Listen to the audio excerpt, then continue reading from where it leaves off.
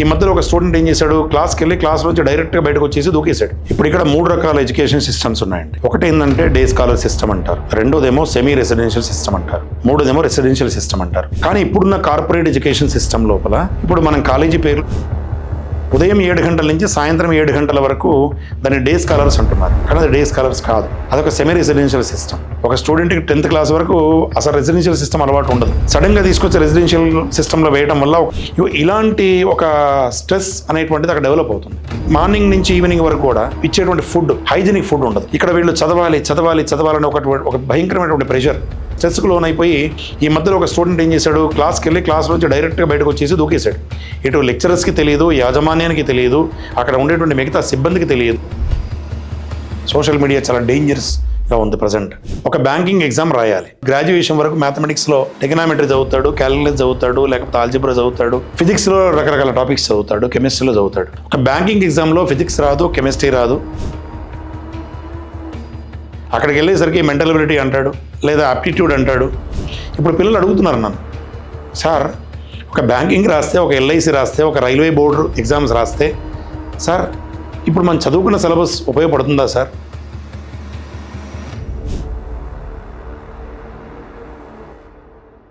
Hi, welcome to CR talks. మేము start చేస్తున్న ఈ సిరీస్లో this is our first episode. ఇందులో మేము ఎడ్యుకేషన్ పై టీచర్స్, స్టూడెంట్స్, పేరెంట్స్కున్న ఒపీనియన్స్ని తెలుసుకోవడమే మా ఇంటెన్షన్. అండ్ యాజ్ అ బ్రాండ్గా 45 years నుంచి ఈ ఎడ్యుకేషన్ సిస్టమ్తో అసోసియేట్ అయి ఉన్నాం. So we feel it's our responsibility to create a space where we can have a discussion, especially when things are changing so fast with the internet, especially in the education field. So ee roju man mundunaru ee education field lone 30 years experience unna oka guruvu, oka margadarshi. 25 years గా చాలా మంది students కి single digit rank ని అందించారు. అంతేకాదు ఎన్నో corporate colleges లో principal గా అండ్ అకాడమిక్ డీన్ గా కూడా పనిచేశారు. ఇప్పుడు అదే సబ్జెక్ట్ నాలెడ్జ్ అండ్ అడ్మినిస్ట్రేటివ్ స్కిల్స్తో కేశవ్ స్మారక్ జూనియర్ కాలేజ్లో 5 years గా హెడ్ ఆఫ్ ద ఇన్స్టిట్యూట్గా వర్క్ చేస్తున్నారు. So let's welcome doctor V Sunil Kumar గారు. Hi sir. హాయ్ అండి. సో సార్, మీకు 30 years ఆఫ్ ఎక్స్పీరియన్స్ ఉంది, which is not a small thing. So ఈ 30 years ఆఫ్ ఎక్స్పీరియన్స్లో మీరు ఎలాంటి చేంజెస్ చూసారు ఈ ఎడ్యుకేషన్ ఫీల్డ్లో? ఈ 30 years ఎక్స్పీరియన్స్లో ఎడ్యుకేషన్ సిస్టమ్స్లో వచ్చిన చేంజెస్ ఆర్ డ్రాస్టికల్ చేంజెస్. ఒక 10 years బ్యాక్ ఉన్న చేంజెస్ ఇప్పుడున్న చేంజెస్కి కంపారిజనే లేదు.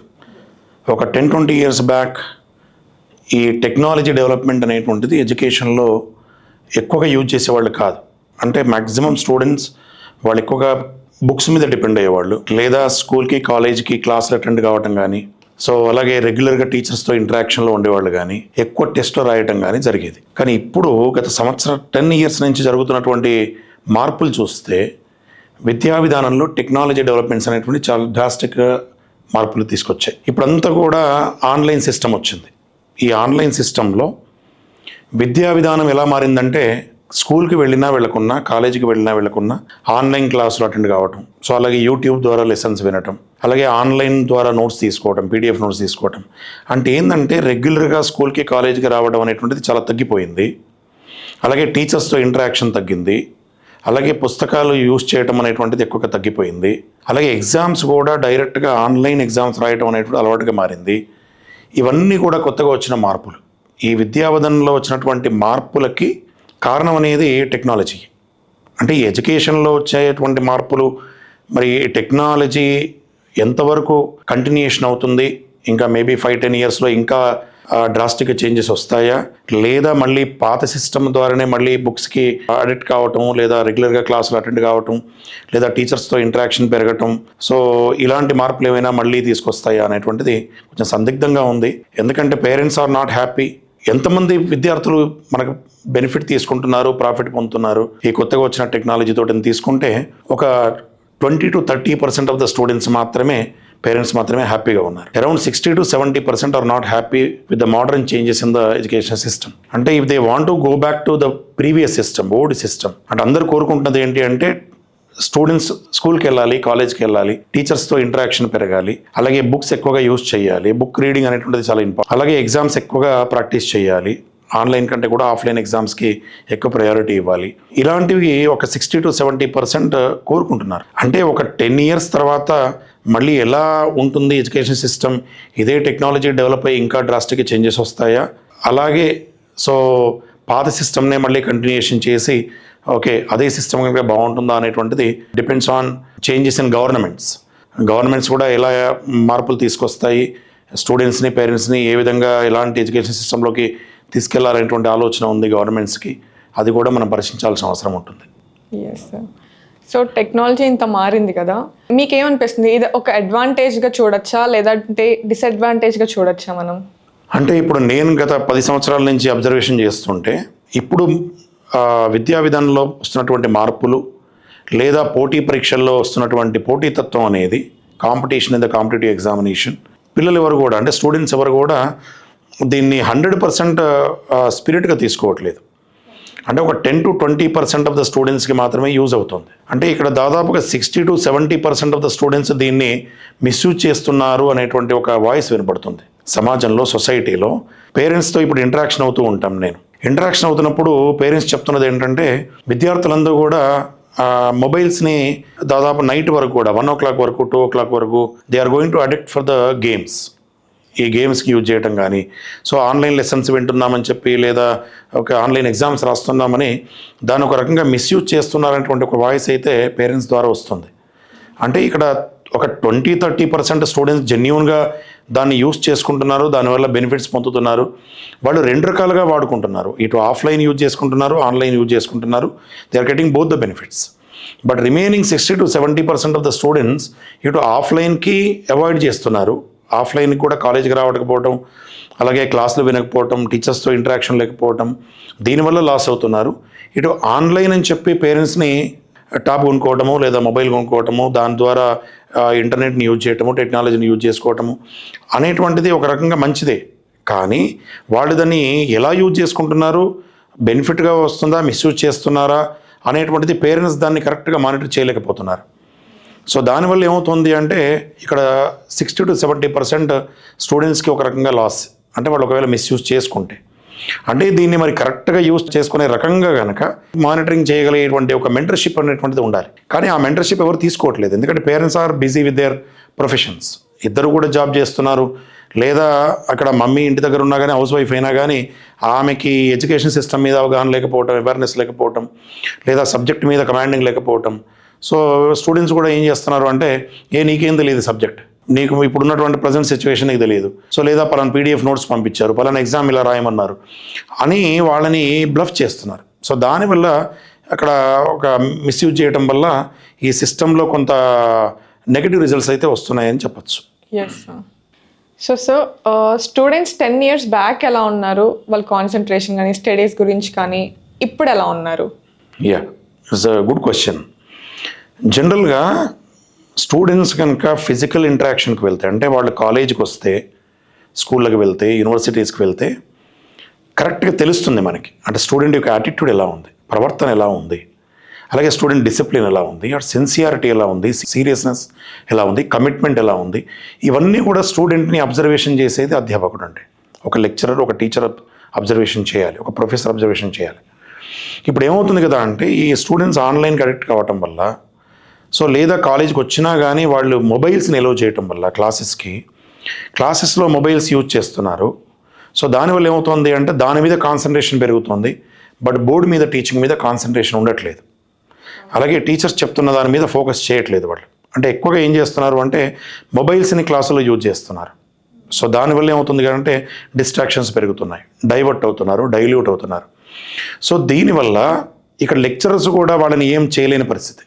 అంటే వాళ్ళని కొట్టలేరు, వాడిని తిట్టడం పాసిబుల్ కాదు, వాళ్ళని ఎలాంటి పనిష్ చేయడం పాసిబుల్ కాదు. ఇప్పుడు ఉన్నటువంటి దాంట్లో మ్యాన్ హ్యాండ్లింగ్ లేదు, పనిష్మెంట్స్ లేవు స్కూల్స్లో, కాలేజెస్లో ఎక్కడ కూడా. ఇది కూడా ఒక అది అడ్వాంటేజో డిసడ్వాంటేజో అనుకోవాలో తెలియదు కానీ, బట్ లెక్చరర్స్ అయితే they are not going to take any action. అంటే ఇక్కడ మేనేజ్మెంట్స్ ఎవరు కూడా వాళ్ళకి ఎంతసేపు అడ్మిషన్స్ రావాలి, ఫీజు కట్టాలి అనేటువంటి దాంతో తప్ప, బట్ వాళ్ళ మీద ఎలాంటి పనిష్మెంట్ ఇచ్చినా, ఎలాంటి యాక్షన్ తీసుకున్నా అది ఒక రకంగా ఆ స్కూల్కి, కాలేజ్కి నెగిటివ్గా మారుతుంది. అంటే స్ట్రెంత్ పడిపోతుంది, అడ్మిషన్స్ పడిపోతాయి. సో కాబట్టి వాళ్ళకి ఎవరైతే ఒక 20-30% స్టూడెంట్స్ ఎవరైతే రెగ్యులర్గా వచ్చి క్లాసులు విని ఆఫ్లైన్, ఆన్లైన్ యూజ్ చేసుకొని రిజల్ట్ ఇస్తారో వాళ్ళ మీదనే మాత్రమే లెక్చరర్స్ ఫోకస్ చేస్తున్నారు కానీ బట్ రిమైనింగ్ 60-70% ఎవరైతే మిస్యూజ్ చేసుకుంటున్నారో వాళ్ళ మీద ఎలాంటి కాన్సన్ట్రేషన్ ఫోకస్ చేయడానికి వీలు పడట్లేదు వాళ్ళకి. ఎందుకంటే ఎలాంటి యాక్షన్ లేదు, పనిష్మెంట్ లేదు. సో ఒకవేళ తీసుకున్నా కానీ రేపు పేరెంట్స్ కూడా వాళ్ళు ఎలాంటి యాక్షన్ తీసుకోవద్దు, పనిష్మెంట్ తీసుకోవద్దు అని వాళ్ళే వచ్చి ఒక రకంగా రెసిస్టెన్స్ అనేటువంటిది వస్తుంది అక్కడి నుంచి. సో కాబట్టి ఇక్కడ 50-50% అనమాట. అంటే మేనేజ్మెంట్ దగ్గర నుంచి ఒక 50%, పేరెంట్స్ దగ్గర నుంచి ఒక 50%. ఇక దీనివల్ల ఏమవుతుంది కదా అంటే ఇక్కడ డ్రాస్టికల్ రిజల్ట్స్లో అంటే కాంపిటేటివ్ ఎగ్జామ్స్ కావచ్చు లేదా మామూలుగా రెగ్యులర్ బోర్డ్ ఎగ్జామ్స్ కావచ్చు, ఆ రిజల్ట్స్ అనుకున్న లెవెల్లో రీచ్ కావట్లేదు. ఓకే, సో ఇక్కడ ఈవెన్ దో మనం ఫారిన్ కంట్రీస్లో చూస్తే కూడా అక్కడ ఎడ్యుకేషన్ సిస్టంలో ఒక సిస్టమేటిక్ డిసిప్లిన్ ఉంటుంది ఫారిన్ కంట్రీస్లో. అది మన ఇండియాలో ఇంప్లిమెంట్ చేయడానికి సాధ్యం కావట్లేదు. అంటే నేను అబ్జర్వేషన్ చేస్తున్నది ఒక 10-20 ఇయర్స్ నుంచి నేను ఫారిన్లో జరుగుతున్నటువంటి విద్యా విధానంలో, ఎడ్యుకేషన్ సిస్టంలో కానీ మన ఇండియాలో జరుగుతున్న ఎడ్యుకేషన్ సిస్టమ్స్లో కొన్ని మార్పులను చూస్తున్నాను నేను. బట్ అక్కడ ఉన్న సీరియస్నెస్ ఇక్కడ రావట్లేదు. అంటే మనం అనుకుంటున్నాం కదా అంటే ఐఐటీలో టాప్ ర్యాంక్స్, జేఈలో టాప్ ర్యాంక్స్, మెయిన్స్లో టాప్ ర్యాంక్స్, లేదా మెడికల్ స్ట్రీమ్లో టాప్ ర్యాంక్స్, లేదా మిగతా ఎడ్యుకేషన్ లా కానీ లేకపోతే బిజినెస్ స్టడీస్ కానీ లేకపోతే ఇంకోటి వాటిలో రిజల్ట్స్ వస్తున్నాయని మనం హ్యాపీగా ఫీల్ అవుతున్నాం. కానీ బట్ సక్సెస్ రేట్ చూసుకున్నట్టయితే మనకి ఫారిన్ కంట్రీస్కి ఇక్కడికి సక్సెస్ రేట్లో చూస్తే ఒక 30% వేరియేషన్ ఉంది. ఎందుకుంది అంటే ఇక్కడ 60% ఆఫ్ ద స్టూడెంట్స్ మీద ఫోకస్ అనేది జరగట్లేదు, కాన్సన్ట్రేషన్ అనేది జరగట్లేదు. సో పేరెంట్స్ అందరూ కూడా దే ఆర్ కొంచెం వరీ అవుతున్నారు. వాళ్ళందరూ కూడా they are not able to understand what is going on, అంటే what kind of system is running present. They don't have any awareness. ఒక ప్రజెంట్ కాలేజీలో ఏం జరుగుతుంది, స్కూల్లో ఏం జరుగుతుంది వాళ్ళకేం తెలియదు. వాడు స్కూల్కి వెళ్ళి కాలేజీకి వెళ్ళినా కానీ అక్కడ జరుగుతున్నటువంటి వ్యవస్థని వాళ్ళు ఆ యాజమాన్యం చెప్తున్నారు, ఇలా చేస్తున్నాం, ఈ విధంగా చేయడం వల్ల ఈ విధంగా రిజల్ట్ వస్తుంది అని.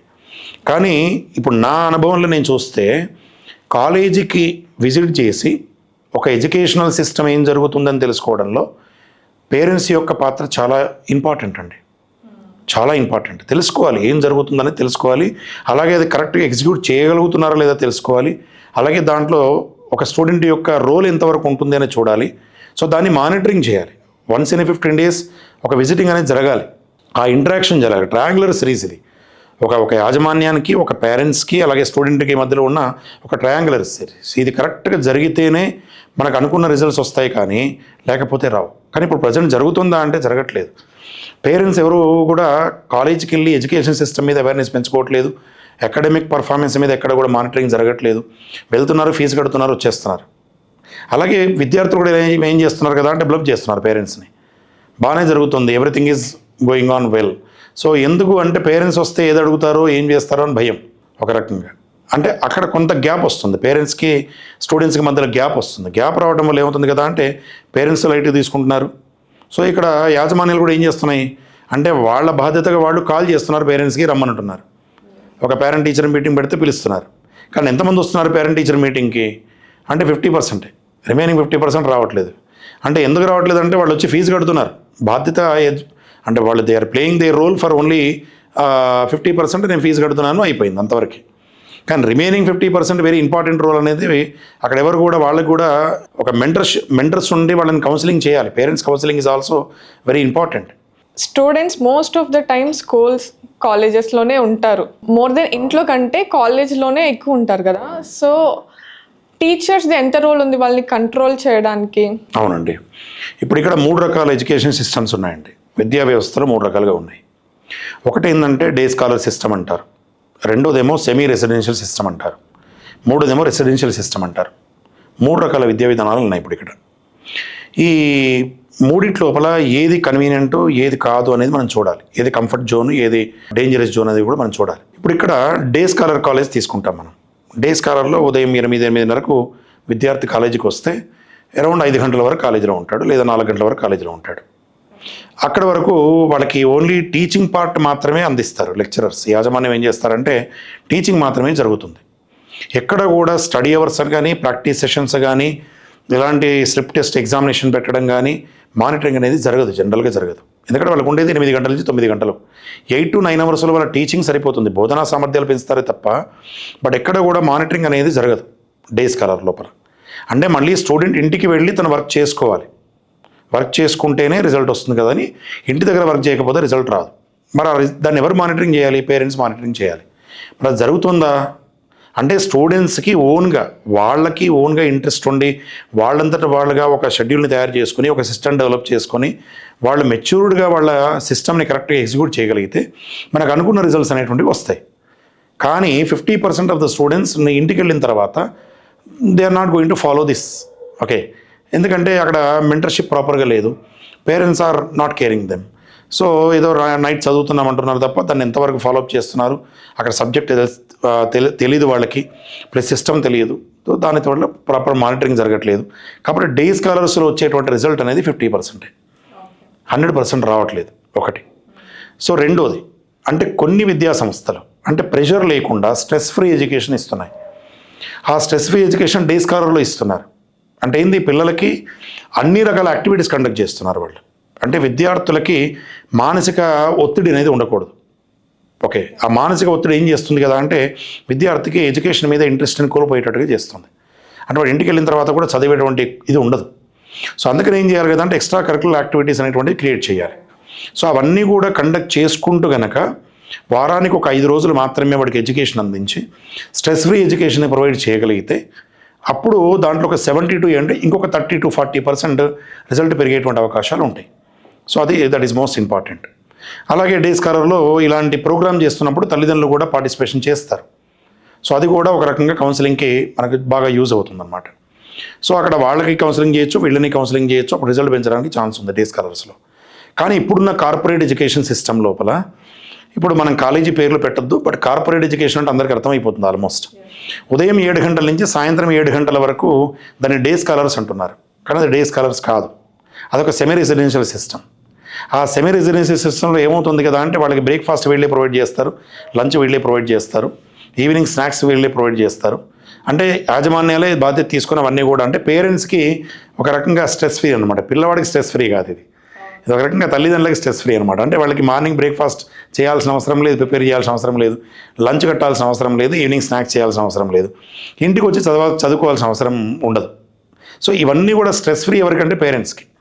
మరి స్టూడెంట్స్కి స్ట్రెస్ ఫ్రీ జరుగుతుందా కాలేజీలో అంటే అది నాకు తెలిసినంతవరకు 70% సొసైటీలో ఉన్నటువంటి వాళ్ళందరికీ తెలుసు ఏం జరుగుతుందని. అంటే ప్రజెంట్ దాదాపుగా నెలకు ఒక సూసైడ్ చూస్తాం మనం. విద్యార్థుల లోపల ఆత్మహత్యలు అయ్యేటువంటివి మనం ప్రతి నెలకి 1-2 చూస్తుంటాం. ఎందుకు జరుగుతున్నాయంటే ఈ విద్యార్థి సంఘాలు వస్తాయి. ఓకే, మీరు ఒత్తిడి చేస్తున్నారు, విద్యార్థుల్ని స్ట్రెస్ చేస్తున్నారు, సో చదవాలని మీరు బాగా ఇబ్బంది పెడుతున్నారు, సో అందుకనే వాళ్ళు సూసైడ్ చేసుకుంటున్నారు. అంటే ఇప్పుడు అక్కడ కూడా మనం రిజల్ట్స్ చూస్తే అంటే విద్యార్థులకి తెలుసు, తల్లిదండ్రులకి తెలుసు అక్కడ స్ట్రెస్ ఉంటుందని. ఓకే, కానీ ఆ స్ట్రెస్ని ఎక్కడ కూడా వాళ్ళు స్ట్రెస్గా తీసుకోవట్లేదు దాన్ని. అంటే ఒక 50% మాత్రమే క్లాసులు జరుగుతాయి, రిమైనింగ్ 50% స్టడీ అవర్స్ పెట్టి చదివిస్తున్నాం అనేటువంటిది యాజమాన్యం చెప్తూ ఉంటారు. కానీ అక్కడ చదువుకునే వాళ్ళు ఎంతమంది అంటే మళ్ళీ అక్కడికి వెళ్తే ఒక 50% చదువుకుంటారు, రిమైనింగ్ 50% అందరూ కూడా అక్కడ లెక్చరర్స్ ఎవరు కూడా టీచింగ్ చేసిన లెక్చరర్స్ ఎవరు కూడా డౌట్స్ క్లారిఫికేషన్ చేయరు, చదివించరు. అంటే పర్ఫెక్ట్గా చదివించే వాళ్ళ బోధన అనేది అక్కడ జరగదు. అంటే ఎవరో మామూలుగా నార్మల్ ఒక అధ్యాపక బృందాన్ని అపాయింట్ చేసుకొని వాళ్ళకి బాధ్యత ఇచ్చి అంటే ఒక డిసిప్లిన్, ఒక క్రమశిక్షణను అక్కడ డెవలప్ చేయడానికి ప్రయత్నం చేస్తారు, కంట్రోలింగ్ అనేది చేస్తారు. కానీ ఎక్కడ కూడా ఒక ఎడ్యుకేషన్ సిస్టమ్ డెవలప్ చేసి పిల్లలకి ఎంత వచ్చింది, ఎంత రాలేదు, వాళ్ళ వీక్నెస్ ఎంత ఉంది, వాళ్ళని ఎలా స్ట్రెంథెన్ చేయాలనేటువంటి ఒక ఇన్నోవేటివ్ మెథడ్స్ని అక్కడెక్కడ కూడా ఎగ్జిక్యూట్ చేయట్లేదు, ఇంప్లిమెంట్ చేయట్లేదు. ఇది నేను కార్పొరేట్ సిస్టంలో పనిచేసినప్పుడు కూడా చాలాసార్లు యాజమాన్య దృష్టికి తీసుకెళ్ళాను. బట్ అది అంత ఈజీగా ఎగ్జిక్యూట్ చేయలేరు వాళ్ళు, అది సాధ్యం కాదని నాకు కూడా తెలిసిపోయింది. సో అలాగే మూడో రకం ఏంటంటే రెసిడెన్షియల్ కూడా ఏం చేస్తున్నారు అంటే పాపం సిటీలో ఉండేవాళ్ళు ఎవరు కూడా రెసిడెన్షియల్ సిస్టమ్కి ప్రిఫర్ చేయరు జనరల్గా, అయితే డే ఆర్ సెమీ రెసిడెన్షియల్. ఎక్కడి నుంచి వస్తున్నారు, రూరల్ గ్రామాల నుంచి వస్తున్నారు. గ్రామాల నుంచి వచ్చేటువంటి పిల్లలకి ఎలా ఉంటుంది అంటే ఇంగ్లీష్ అంత పర్ఫెక్ట్గా ఉండదు. అంటే వాళ్ళు ఇంగ్లీష్ మీడియమే చదువుతారు, but they are not able to cope up with that. Okay, అంటే ఇక్కడ సిటీలో ఉన్నటువంటి కల్చరు, ఆ ప్రొఫెషన్సీ కానీ, ఒకాబులరీ కానీ, లేకపోతే ఇంకో రకంగా కానీ అంత కొంచెం బై హార్ట్ మెథడ్లో వెళ్తారు వాళ్ళు. Okay, up to 10th class వరకు. అలాగే ఫౌండేషన్ అనేది స్ట్రాంగ్గా ఉండదు. ఫౌండేషన్ చాలా ఇంపార్టెంట్ కాంపిటేటివ్ ఎగ్జామ్స్కి. వాళ్ళు ఏ ఎంట్రన్స్ ఎగ్జామ్ అయినా కానీ, రేపు పాలిటెక్నిక్ రాయాలన్నా, లేకపోతే ఎంసెట్ రాయాలన్నా, ఐఐటి రాయాలన్నా, లేకపోతే రేపు ఎంఏ ఎంట్రన్స్, ఎంఎస్సీ ఎంట్రన్స్ రాయాలన్నా, లేకపోతే ఇంకొక ఎంట్రన్స్ రాయాలన్నా కానీ ప్రతిదానికి కాంపిటేటివ్ నాలెడ్జ్ అనేటువంటిది అవసరం. కానీ అక్కడ ఎక్కడ కూడా ఫౌండేషన్ స్ట్రాంగ్గా ఉండదు. ఇప్పుడు గ్రాడ్యుయేషన్ చదువుతారు గ్రామాల్లో, మరి అక్కడ ఎంఎస్సీ ఉస్మానియా యూనివర్సిటీ, కాకతీయ యూనివర్సిటీలో ఎంట్రన్స్ ఎగ్జామ్లో సెలెక్ట్ కావాలి కదా, కానీ సక్సెస్ రేట్ ఎంత ఉంటుందని చాలా తక్కువ ఉంటుంది. ఎందుకు అంటే ఫౌండేషన్ స్ట్రాంగ్ ఉంటుంది. అలాగే ఇప్పుడు ఐఐటి కానీ నీట్ కానీ ఫౌండేషన్ స్ట్రాంగ్గా లేకపోవడం వల్ల వాళ్ళని తీసుకొచ్చి రెసిడెన్షియల్లో వేస్తే ఫౌండేషన్ బాగుంటుందని చెప్పి తీసుకొచ్చి వేస్తారు. కానీ రెసిడెన్షియల్ సిస్టంలో ఎలా ఉంటుంది కదా అంటే వాళ్ళకి అన్ని రకాలుగా అడ్జస్ట్మెంట్స్ అనేటువంటివి జరగాలి. ఒక స్టూడెంట్కి 10th క్లాస్ వరకు అసలు రెసిడెన్షియల్ సిస్టమ్ అలవాటు ఉండదు. ఓకే, సడన్గా తీసుకొచ్చి రెసిడెన్షియల్ సిస్టంలో వేయడం వల్ల ఒక 5 ఫ్యాక్టర్లు చాలా ఇన్ఫ్లుయెన్స్ చూపిస్తాయి అన్నమాట, ఎఫెక్ట్ అవుతుంది. ఒకటి ఏంటంటే వాళ్ళకి హోమ్ సిక్ ప్రాబ్లం ఉంటుంది. ఓకే, చాలామంది 30% డ్రాప్ అవుట్స్ ఉంటారు, వాళ్ళు తట్టుకోలేరు, ఉండలేరు. సో రెండోది ఏంటి కదా అంటే అక్కడ మిగతా స్టూడెంట్స్ తోటి అడ్జస్ట్మెంట్ కావాలి. ఒక 7-8 మంది ఒక రూమ్లో ఉంటారు. సో వీళ్ళు ట్యూన్ కావచ్చు కాకపోవచ్చు. ఓకే, వాళ్ళకి కొన్ని అలవాట్స్ ఉంటాయి, కొన్ని అలవాట్లు ఉండవు. సో అక్కడ గ్యాప్ వస్తుంది. ఓకే, ఆ ఫ్రెండ్షిప్లో డిఫరెన్సెస్ రావడం వల్ల అట్లా స్కిప్ చేసి వాళ్ళు బయటకు వచ్చేటువంటి వాళ్ళ సంఖ్య ఉంటుంది. మూడోది టైమింగ్స్. అంటే అప్పటి వరకు 7 o'clock 7:30కి లేసేటువంటి పిల్లలు 5 o'clock ఖచ్చితంగా లేవాలి, నైట్ 11:30 వరకు చదవాలి. సో 11:30కి వెళ్ళిన తర్వాత అక్కడ ఫ్రెండ్స్ కోఆపరేట్ చేయకపోతే ఈవెన్ 1 o'clock 2 o'clock వరకు కూడా స్లీప్ ఉంటుంది. అంటే దానివల్ల హెల్త్ కండిషన్స్లో డిఫరెన్స్ వస్తాయి, అనారోగ్య సమస్యలు వస్తాయి. ముఖ్యంగా అమ్మాయిలకైతే చాలా ఎక్కువ, అబ్బాయిల కంటే కూడా. ఇలాంటి ఒక స్ట్రెస్ అనేటువంటిది అక్కడ డెవలప్ అవుతుంది వీళ్ళకి. ఇక నాలుగోది ఏంటి కదా అంటే ఇప్పుడు మార్నింగ్ నుంచి ఈవినింగ్ వరకు కూడా ఇచ్చేటువంటి ఫుడ్ హైజీనిక్ ఫుడ్ ఉండదు ఎక్కడ కూడా. చాలా హాస్టల్స్లో ఈ మధ్యలో మనం చూసాం, చాలా మన నిర్మల శారద దగ్గర వెళ్ళి మొత్తం చెకప్ చేస్తే చాలా నాన్ హైజీనిక్ ఫుడ్ అనేటువంటిది బయటకు వచ్చింది. దానివల్ల ఏమవుతుంది కదా అంటే విద్యార్థులకు అనారోగ్య సమస్యలు వస్తున్నాయి. సో దానివల్ల కూడా వాళ్ళు చదువు మీద కాన్సన్ట్రేట్ చేయలేకపోతున్నారు. ఇది 4వ ఫ్యాక్టర్. 5వ ఫ్యాక్టర్ ఏంది కదా అంటే ఇక్కడ వీళ్ళు చదవాలని ఒక భయంకరమైనటువంటి ప్రెషర్.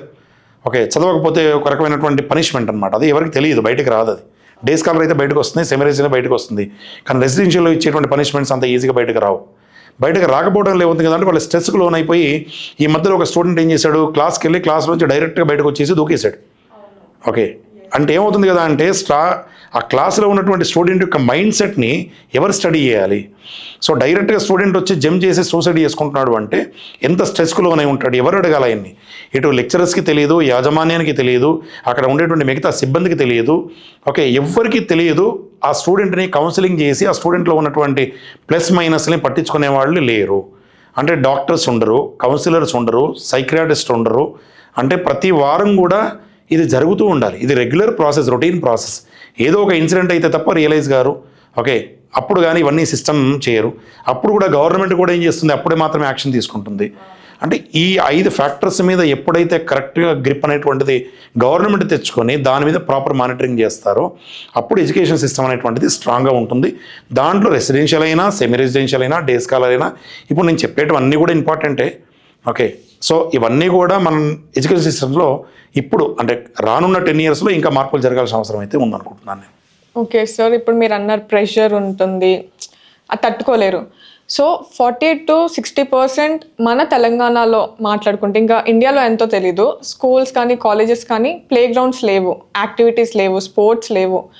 అట్లీస్ట్ ఆ ప్రెషర్ నుంచి తట్టుకోవడానికి ఇవన్నీ ఉన్నా బ్యాలెన్స్ అయి ఉండేది. ఇప్పుడు అది లేకపోవడం వల్ల ఈ ప్రెషర్ ఎక్కువైపోతుంది.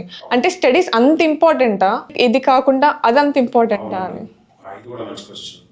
అంటే స్కూల్లో 10th క్లాస్ వరకు అన్ని రకాల ఎక్స్ట్రా కరికులర్ యాక్టివిటీస్ అనేటువంటివి అలవాటు పడి చదువుతో పాటుగా అంటే ఎడ్యుకేషన్తో పాటుగా అన్ని రకాలుగా స్పోర్ట్స్ కావచ్చు, కల్చరల్ కావచ్చు, అన్నిట్లో పార్టిసిపేట్ చేసి సడన్గా కాలేజీకి వచ్చిన తర్వాత పేరెంట్స్ ఏం ఎక్స్పెక్ట్ చేస్తున్నారు స్టూడెంట్స్ దగ్గర నుంచి అంటే నేను ఒక ఇంజనీర్ కావాలి, ఒక డాక్టర్ కావాలి, ఒక ఐఏఎస్ ఆఫీసర్ కావాలి, లేకపోతే ఒక పొలిటీషియన్ కావాలి, ఇంకోటి అంటే వాళ్ళ కోరికల్ని విద్యార్థుల మీద కొంత చూపిస్తారు, వాళ్ళు రిఫ్లెక్ట్ అవుతుందన్నమాట.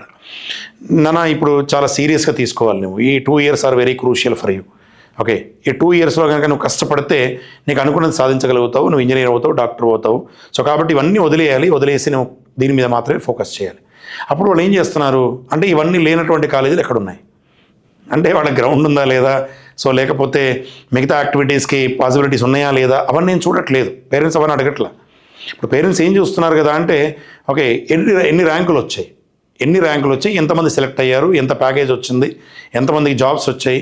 అంటే ఎంతసేపు parents are focusing on that, ఆ ఏరియా మీద మాత్రం ఫోకస్ చేస్తున్నారు తప్ప బట్ స్టూడెంట్ డెవలప్ అయ్యే స్టేజ్ ఇది యాక్చువల్లీ. అయితే మనకి సైకాలజీలో చూస్తే మేము బీఎడ్ సైకాలజీ చేశాను కాబట్టి నాకు తెలుసు. అంటే ఒక సైకాలజీ పరంగా వ్యక్తిత్వ వికాసం అనేటువంటిది చాలా ఇంపార్టెంట్ అండి. ఓకే, సైకాలజీలో అంటే ఇక్కడ సృజనాత్మకత అనేటువంటిది చాలా ఇంపార్టెంట్, క్రియేటివిటీ అనేటువంటిది చాలా ఇంపార్టెంట్. ఇవన్నీ కూడా తెలిసినటువంటి టీచర్స్ ఉన్నారు, కానీ వాళ్ళు చదువుకున్న చదువుని ఇక్కడ ఎగ్జిక్యూట్ చేయడానికి ఛాన్సే లేదు. అవన్నీ కూడా పక్క పెట్టేసి ఓన్లీ సబ్జెక్ట్ మిమ్మల్ని ఎందుకు తీసుకున్నాం సబ్జెక్ట్ చెప్పడానికి. మీరు ఇంకా ఏం చెప్పొద్దు అసలు. పిల్లలు అసలు స్టూడెంట్స్తో 10 minutes కూడా ఎక్స్ట్రా మాట్లాడొద్దు. ఓకే, సిలబస్ ఉంటుంది, మండే టు ఫ్రైడే సిలబస్ ఉంటుంది. మీరు ఆ మండే టు ఫ్రైడే సిలబస్ పూర్తి చేయాల్సిందే, ఎందుకంటే సాటర్డే స్టూడెంట్ ఎగ్జామ్ రాయాలి. అంటే చూడండి, ఇక్కడ స్టూడెంట్ ప్రెషర్లో ఉంటున్నాడు, ఇక్కడ లెక్చరర్ ప్రెషర్లో ఉంటారు. ఓకే, సో వీళ్ళందరినీ కూడా ప్రెషర్లో పెట్టేటువంటి యాజమాన్యానికి మరి తెలియదా ఇవి అంటే తెలుసు. ఓకే, ఒక ప్లే గ్రౌండ్ ఉండాలి, ఒక స్పోర్ట్స్ చేయించాలి, లేకపోతే ఒక కల్చరల్ పెట్టాలి, ఇవన్నీ కూడా తెలుసు. కానీ ఎక్కడ వాళ్ళ కరికులంలో వాళ్ళు తయారు చేసినటువంటి ఒక షెడ్యూల్లో ఎక్కడ కూడా ఇవి మెన్షన్ చేయరు. మీరు అంటే గవర్నమెంట్కి తెలియదా? తెలుసు. గవర్నమెంట్ ఎప్పుడైనా ఒక డిఐఓ కానీ, లేకపోతే ఒక అసిస్టెంట్ కమిషనర్ కానీ, ఒక మినిస్టర్ కానీ, వీళ్ళు సంవత్సరం మొత్తం మీద మినిమం ఒక 4-5 సార్లు అయినా కానీ ఒక కాలేజీని విజిట్ చేసే టైం దొరకదా, సమయం దొరకదా? వెళ్ళి వీళ్ళే కదా పర్మిషన్ ఇచ్చింది. సో పర్మిషన్ ఇచ్చినప్పుడు మరి ఇవన్నీ జరుగుతున్నాయా లేదా, ఇవన్నీ కూడా సిస్టంలో ఉన్నాయా లేదా, ఫీడ్బ్యాక్ తీసుకోవచ్చు కదా. విద్యార్థులను అడిగి మీ దగ్గర ఇవన్నీ జరుగుతున్నాయా, స్పోర్ట్స్ ఎన్నిసార్లు పెడుతున్నారు, అలాగే కల్చరల్ యాక్టివిటీస్ ఎన్నిసార్లు పెడుతున్నారు, సో లేకపోతే ఒక ఫ్రెషర్స్ డేనో, ఫేర్వెల్ డేనో, ఒక కల్చరల్ డేనో, ఒక స్పోర్ట్స్ డేనో, ఒక యాన్యువల్ డేనో, సో ఇవన్నీ కూడా మీ దగ్గర జరుగుతున్నాయా? అంటే ఎప్పుడైతే ఒక మానిటరింగ్ వ్యవస్థ అనేటువంటిది, ఒక మెంటర్షిప్ వ్యవస్థ అనేటువంటిది, ఒక హయ్యర్ అథారిటీస్ అనేటువంటి వాళ్ళు ఇన్వాల్వ్ అయ్యి దాన్ని ఎప్పుడైతే కరెక్ట్గా సిస్టమ్ని ఫాలోఅప్ చేస్తారో అప్పుడు ఇప్పుడు ఒక ఎడ్యుకేషన్ ఇన్స్టిట్యూషన్కి అఫిలియేషన్ ఇచ్చే ముందు ఏం చేస్తారు? ఇన్స్పెక్షన్కి వస్తారు.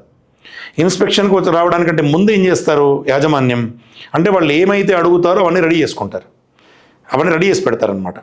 అంటే ఇన్స్పెక్షన్కి వెళ్ళిన వాళ్ళకి అన్నీ చూపిస్తారు. మా దగ్గర ఈ టీచర్లు ఉన్నారు, మా దగ్గర ఈ గ్రౌండ్ ఉంది, మా దగ్గర ఈ ల్యాబ్ ఉంది, మా దగ్గర ఈ ఉన్నాయని అన్నీ చూపిస్తారు.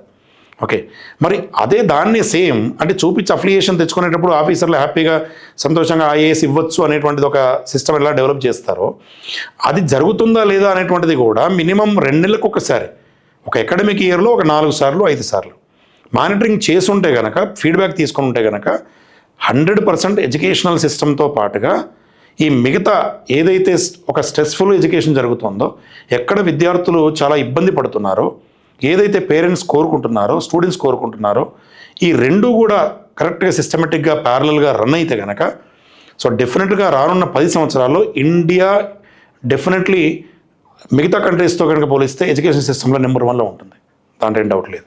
సో సార్, ఇప్పుడు ఈ క్లాస్ రూమ్స్లో ఉన్న జెన్జీ స్టూడెంట్స్ని ఎలా డిస్క్రైబ్ చేస్తారు మీరు? క్లాస్ రూమ్లో స్టూడెంట్స్ని ఒక 3 కేటగిరీస్గా బైఫర్కేట్ చేయొచ్చు. ఒక కేటగిరీ ఏమో ఒక 20 to 30% ఏకసంతగ్రహి అంటే 1-time గ్రాస్పింగ్ లెవెల్స్ ఉన్న వాళ్ళు ఉంటారు. జస్ట్ ఒకసారి వింటే చాలు, వెంటనే తీసేసుకుంటారు సబ్జెక్ట్ని. సో వాళ్ళు ఇమీడియట్గా దాని మీద వర్కౌట్ చేయగలుగుతారు. రెండో కేటగిరీ ఉంటారు, అంటే దే ఆర్ ఆల్ ఇటు టాపర్స్ కాదు, అటు మరీ డల్లర్స్ కాదు. ఓకే, వాళ్ళు మీడియం స్టేజ్లో ఉంటారు. అంటే ఒకసారి చెప్తే వాళ్ళు తీసుకోలేరు, దానికి మళ్ళీ 2 times వాళ్ళకి ప్రాక్టీస్ అనేది జరగాలి. ప్రాక్టీస్ జరిగితే then they will become the best. అది సెకండ్ కేటగిరీ. థర్డ్ కేటగిరీ ఉంటారు, వాళ్ళకి అసలు ఏం రాదు. అంటే వాళ్ళు 10th క్లాస్ వరకు చదవలేదా అంటే స్కూల్లో నార్మల్గానే ఉంటారు, కానీ స్కూల్లో ఉండే ఎడ్యుకేషన్ ఎలా ఉంటుంది కదా అంటే just they will push them, అంటే పాస్ చేసి ప్రమోట్ చేస్తూ ఉంటారు. సో కాబట్టి ఏం చేస్తారు కదా అంటే వాళ్ళ సబ్జెక్ట్ మీద అంత గ్రిప్ ఉండదు, ఫౌండేషన్ స్ట్రాంగ్ ఉండదు, ప్లస్ కాన్సన్ట్రేషన్ ఉండదు. ఓకే, సో అలా 10th క్లాస్ వరకు జస్ట్ నార్మల్గా చేసి తర్వాత ఇంటర్మీడియట్కి వచ్చిన తర్వాత యాక్చువల్గా వాళ్ళకి ప్రాబ్లం అనేటువంటిది అక్కడ స్టార్ట్ అవుతుంది. ఎందుకంటే ఇంటర్మీడియట్లో ఉండేటువంటి సిలబస్ ఈజ్ వాస్ట్ సిలబస్. చాలా అంటే 10th క్లాస్తో కంపారిజన్ చేస్తే ఒక 10 to 20 times ఎక్కువ ఉంటుంది సిలబస్. ఫస్ట్ ఆఫ్ ఆల్ ఆ సిలబస్ చూస్తేనే భయపడిపోతారు. ఓకే, ఇక 10th క్లాస్లో మ్యాథమెటిక్స్లో ఒక 5 chapters ఉంటే అక్కడ ఒక 50 chapters ఉంటాయి ఫస్ట్ ఇయర్ సెకండ్ ఇయర్ కలిపి. అంటే సంబంధం లేనటువంటి సిలబస్ అనమాట. ఓకే, ఇప్పుడు ఇక్కడ మ్యాథ్స్ చూసుకున్నా, ఫిజిక్స్ అయినా, కెమిస్ట్రీ అయినా, బాటనీ అయినా, జువాలజీ అయినా, ఏ సబ్జెక్ట్ చూసినా కానీ అసలు 10th క్లాస్కి 9th క్లాస్లో 8th క్లాస్లో ఉన్నటువంటి సిలబస్కి అలాగే ఇంటర్మీడియట్లో ఉండేటువంటి సిలబస్కి 50% వేరియేషన్ ఉంటుంది. అంటే 50% ఏమో నోన్ సిలబస్ ఉంటుంది, 50% అన్నోన్ సిలబస్ ఉంటుంది. అసలు లింక్ ఉండదు సిలబస్కి. దానివల్ల ఏమవుతుంది కదా అంటే స్టూడెంట్స్కి అక్కడ తెలిసిన సిలబస్ ఉంటే కొంత దిల్ ఎంజాయ్ సంథింగ్.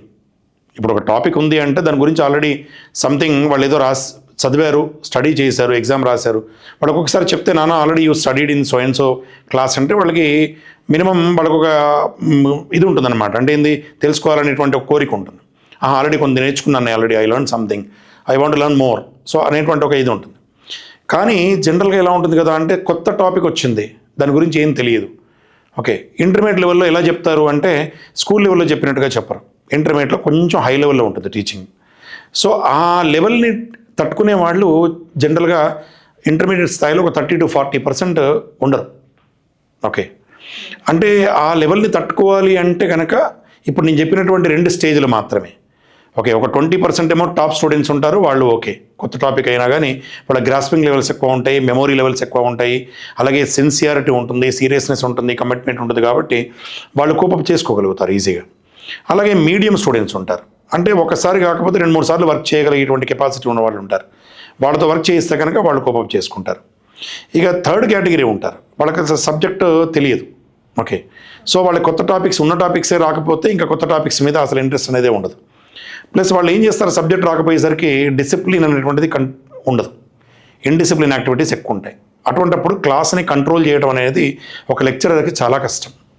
అంటే ఒక 2 స్టూడెంట్స్ చాలండి, అంటే మొత్తం క్లాస్ని డిస్టర్బ్ చేయడానికి ఒక 10-20 మంది అవసరంలా, ఒక 2 స్టూడెంట్స్ డిస్టర్బ్ చేస్తే చాలు, లెక్చరర్ యొక్క మైండ్ సెట్ అనేది డైవర్ట్ అవుతుంది. సో కాబట్టి అక్కడ ఏమవుతుంది కదా అంటే 20 to 30% ఇండిసిప్లిన్ స్టూడెంట్స్ అనేటువంటి వాళ్ళు ఉంటున్నారు. ప్రతి కాలేజీలో ప్రతి దాంట్లో ఉంటారు.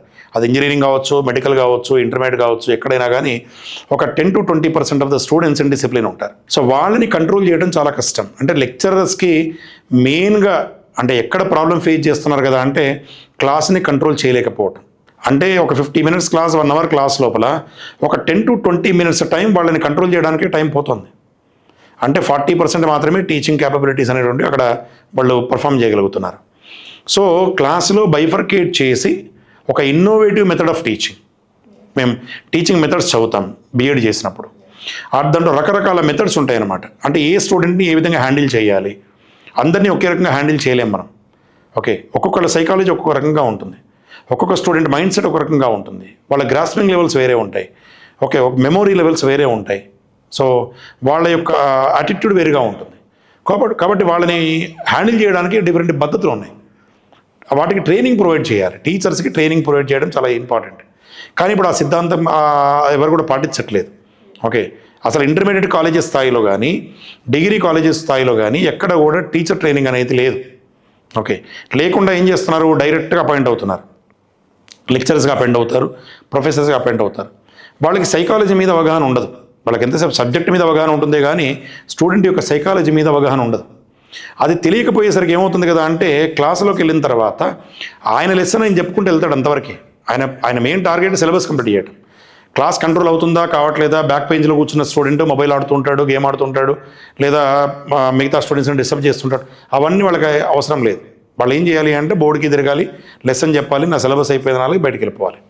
అంటే ఇక్కడ ఎవరు డిస్టర్బ్ అవుతున్నారు అంటే ఎవరైతే ఈ టాప్ 20లో ఉన్న స్టూడెంట్స్ ఉంటారో, ఎవరైతే కాస్త మీడియంగా నాకు ఇంట్రెస్ట్ ఉంది అని వినేవాళ్ళు ఉంటారో వాళ్ళకి డిస్టర్బెన్స్ అవుతుంది. సో అందుకని కాలేజెస్లో కానీ స్కూల్స్లో కానీ ఈ హాలిడేస్ వచ్చినప్పుడు టీచర్ ట్రైనింగ్ ప్రోగ్రామ్ అనేది పెట్టాలి. చాలామంది ఏమనుకుంటున్నారు, బీఈడీ చేశారు వాళ్ళకి ఎక్స్పీరియన్స్ ఉంటుందని, అంటే ట్రైనింగ్ చేశారు ఆల్రెడీ వాళ్ళకి తెలుసు అనుకుంటున్నారు. కానీ వాళ్ళని ఇంప్లిమెంట్ చేయడానికి ఎక్కడ ఛాన్స్ ఇస్తున్నారు, ఎగ్జిక్యూట్ చేయడానికి ఎక్కడ అవకాశం ఇస్తున్నారు వాళ్ళకి? అంటే ఎప్పుడైతే టీచర్ ట్రైనింగ్ అనేటువంటిది జరిగి ఎప్పుడైతే స్టూడెంట్స్ని ఎలాంటి స్టూడెంట్స్ ఉంటారు అని బైఫర్కేట్ చేసి ఎవరిని ఎలా హ్యాండిల్ చేయాలో కనుక కరెక్ట్గా చెప్పగలిగితే, ఇప్పుడు గవర్నమెంట్ స్కూల్సే ఉన్నాయండి, గవర్నమెంట్ స్కూల్స్ లోపల గవర్నమెంట్ కాలేజెస్లో వెళ్తాం మనం, అక్కడ ఎందుకు స్ట్రెంత్ తగ్గుతుంది, ఎందుకు స్టూడెంట్స్ పోవట్లేదు, ఎందుకు మంచి పిల్లలు ఎందుకు పోవట్లేదు అక్కడికి అంటే అక్కడ మరి టీచర్స్ లేరా? ట్రైన్డ్ టీచర్స్ ఉంటారు, వాళ్ళంతా కూడా ట్రైన్డ్ క్వాలిఫైడ్ టీచర్స్ ఉంటారు. మేము ఇప్పుడు నేను గవర్నమెంట్ చదువుకున్నాను. ఓకే, నా స్కూల్ లెవెల్ అంతా కూడా గవర్నమెంటే, కాలేజ్ లెవెల్ గవర్నమెంటే, నేను గవర్నమెంట్లోనే చదువుకున్నాను. మరి నేను సక్సెస్ కాలేదా? నేను ఎన్ని క్వాలిఫికేషన్ తెచ్చుకున్నాను, ఎంత కష్టపడ్డాను, ఎంత చదువుకున్నాను, ఈరోజు ఈ స్థాయికి రావడానికి గల కారణం ఏంటంటే గవర్నమెంటే. 100% మనం అప్రిషియేట్ చేయాలి. అప్పుడు మాకు ప్రైవేట్ లేదు, మాకు కార్పొరేట్ లేదు, ఇన్ని ఫీజులు, ఇన్ని లక్షల రూపాయల ఫీజులు కట్టలేదు మేము. అంటే గవర్నమెంట్లో ట్రైన్డ్ టీచర్స్ ఎవరైతే ఉంటారో వాళ్ళు ప్రాపర్గా హ్యాండిల్ చేయగలుగుతారు స్టూడెంట్స్ని, కరెక్ట్గా తెలుస్తుంది వాళ్ళకి. సో కాబట్టి అక్కడ హ్యాండిల్ చేశారు కాబట్టి మేము ఆ విధంగా డిసిప్లిన్గా ఒక చక్కగా ఒక ఎడ్యుకేషన్ని మేము కంటిన్యూ చేసుకున్నాం. ఇవాళ ఈ విధంగా ఉన్నాం మేము. ఇప్పుడు ఎవరెవరైతే ఐఏఎస్లో ఐపీఎస్లో కానీ లేకపోతే ఒక మంచి స్థాయిలో ఉన్న వాళ్ళు ఎవరైతే ఉన్నారో వాళ్ళందరూ కూడా గవర్నమెంట్ చదువుకుని వచ్చిన వాళ్ళే. వాళ్ళు ఎవరికి కూడా అప్పట్లో ప్రైవేట్ లేదు. ఒక 30 years back, 40 years back, 50 years back ఇన్ని కాలేజీలు కానీ, ఇన్ని సీట్లు కానీ, ఇంత అవేర్నెస్ కానీ, ఇంత టెక్నాలజీ కానీ లేదు. మేము వీఆర్ ఆల్ బుక్ డిపెండెంట్స్. మేము బుక్స్ రీడింగ్ చేసాం, ఆఫ్లైన్ ఎగ్జామ్స్ రాసాం, మాకు టీచర్స్ ఆ విధంగా ట్రైన్ చేశారు. సో కాబట్టి ఈ విధంగా మేము అన్నీ చేయగలుగుతున్నాం. ఇప్పుడు ఆ ట్రైనింగ్ తోటి ఇప్పుడు మేము టెక్నాలజీ నేర్చుకున్నాము, టెక్నాలజీలో టీచింగ్ దీన్ని బట్టి మేము డెవలప్ అయ్యాం, దీన్ని ఫాలో అవుతున్నాం, దాన్ని ఫాలో అవుతున్నాం. ఆఫ్లైన్ ఆన్లైన్ రెండు మానిటరింగ్ చేయగలుగుతున్నాం.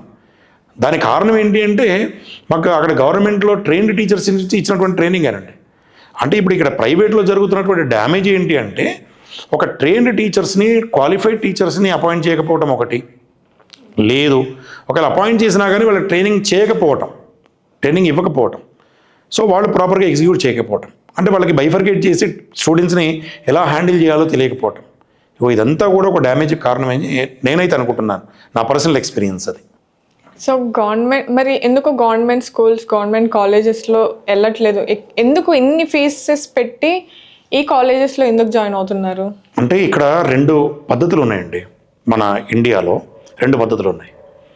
ఒక పద్ధతి ఏంటంటే గవర్నమెంట్లో ఎక్కడ కూడా అంటే ఈ మధ్యలో ఈ EAMCET coaching, IIT coaching, NEET coaching ఇవన్నీ కూడా ఈ మధ్యలో కొన్ని కాలేజెస్లో మాత్రమే, అది కూడా గురుకులాలు, సోషల్ వెల్ఫేరు ఇలాంటి వాటిల్లో కొంత స్పెషల్గా మన పార్ట్ టైం ఫ్యాకల్టీని అపాయింట్ చేసి, స్పెషల్ ఫ్యాకల్టీని అపాయింట్ చేసి వాళ్ళు ట్రైనింగ్ ప్రొవైడ్ చేస్తున్నారు.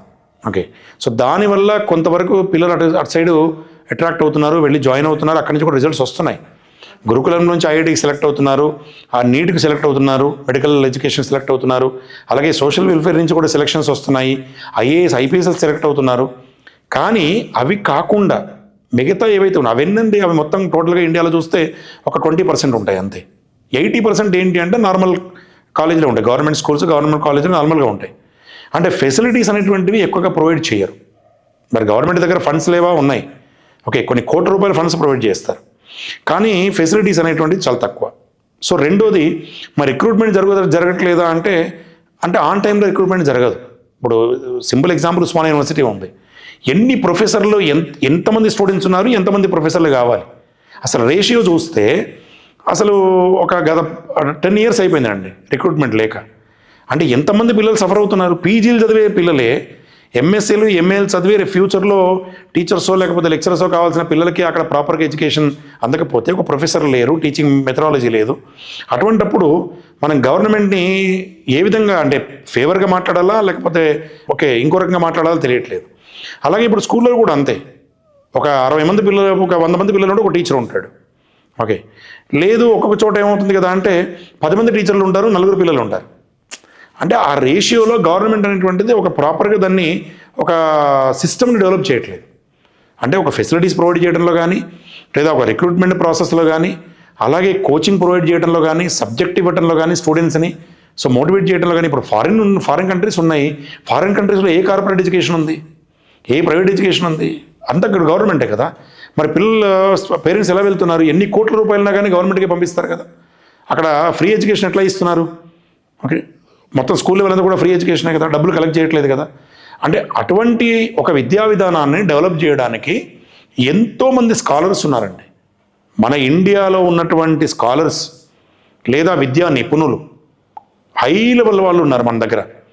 కానీ ఎక్కడ కూడా గవర్నమెంట్ వాళ్ళని పిలిచి వాళ్ళ దగ్గర నుంచి సలహాలు కానీ, సంప్రదింపులు కానీ, వాళ్ళతో మాట్లాడడం కానీ, అలాగే తీసుకోవాల్సినటువంటి వాటిని ప్రాపర్గా ఎగ్జిక్యూట్ చేయడంలో కానీ ఏ గవర్నమెంట్ కూడా ఎడ్యుకేషన్ సిస్టమ్ మీద ఎక్కడ కూడా కాన్సన్ట్రేట్ చేయట్లేదండి. అది ఇండియా లెవెల్లో కావచ్చు లేదా స్టేట్ లెవెల్లో కావచ్చు. విద్యా విధానాలను మారుస్తున్నారే తప్ప ఇప్పుడు నేషనల్ ఎడ్యుకేషనల్ పాలసీ వచ్చింది, జాతీయ విద్యా విధానాన్ని తీసుకొచ్చారు. Okay, Narendra Modi BJP government. కానీ దాన్ని కొన్ని రాష్ట్రాలు అంగీకరిస్తున్నాయి, కొన్ని రాష్ట్రాలు వ్యతిరేకిస్తున్నాయి. ఎందుకు ఈ వ్యతిరేకత, ఎందుకు ఇట్లా వస్తున్నది? ఎందుకని తీసుకోవట్లేదు? ఎందుకని అందరినీ ఒకదాని మీద ఎందుకు తీసుకురారు? ఎక్కడ లోపం జరుగుతుంది అనేటువంటిది తెలియట్లేదు. అంటే అన్ని రాష్ట్రాల్లో అన్ని రకాలైనటువంటి ఫెసిలిటీస్ లేకపోవటమా, లేదా రిక్రూట్మెంట్ ప్రాసెస్ లేకపోవటమా, లేదా విద్యా విధానంలో జరిగేటువంటి మార్పులను కరెక్ట్గా వాళ్ళు అవేర్నెస్ లేకపోవటమా, ఎక్కడో ఒక లోపం అయితే ఉంది. అంటే మిగతా అన్ని వేరు, ఎడ్యుకేషన్ సిస్టమ్ వేరు. సో దీన్ని కనుక స్ట్రీమ్లైన్ చేయడానికి, దీన్ని కరెక్ట్గా తీసుకురావడానికి ఎంతోమంది నిపుణులు ఉన్నారండి, మంచి మంచి వాళ్ళు. వాళ్ళందరినీ కూడా ఒక కమిటీ వేసి, ఒక గ్రూప్ చేసి, వాళ్ళతో ఒక లాంగ్ డిస్కషన్, ఒక 6 నెలలు సంవత్సరం పాటు ఇప్పుడు ఎన్నిటికో కమిటీలు వేస్తారు. ఓకే, ఆ కమిటీల నుంచి ఫీడ్బ్యాక్ తీసుకుంటారు, రిపోర్ట్స్ తీసుకుంటారు, వాటిని ఎగ్జిక్యూట్ చేస్తారు. అంటే దీంట్లో అందరూ ఇన్వాల్వ్ కావాలి. ఇంజనీర్స్ రావాలి, డాక్టర్స్ రావాలి, లాయర్స్ రావాలి, జర్నలిస్టులు రావాలి. అందరూ కూడా చదువుకున్న వాళ్ళల్లో చాలా ఆలోచనలు ఉంటాయండి.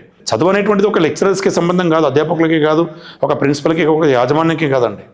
ఓకే, జర్నలిస్టుకు ఎడ్యుకేషన్ సిస్టమ్ గురించి తెలుసు, అలాగే లాయర్స్కి ఎడ్యుకేషన్ సిస్టమ్ గురించి తెలుసు.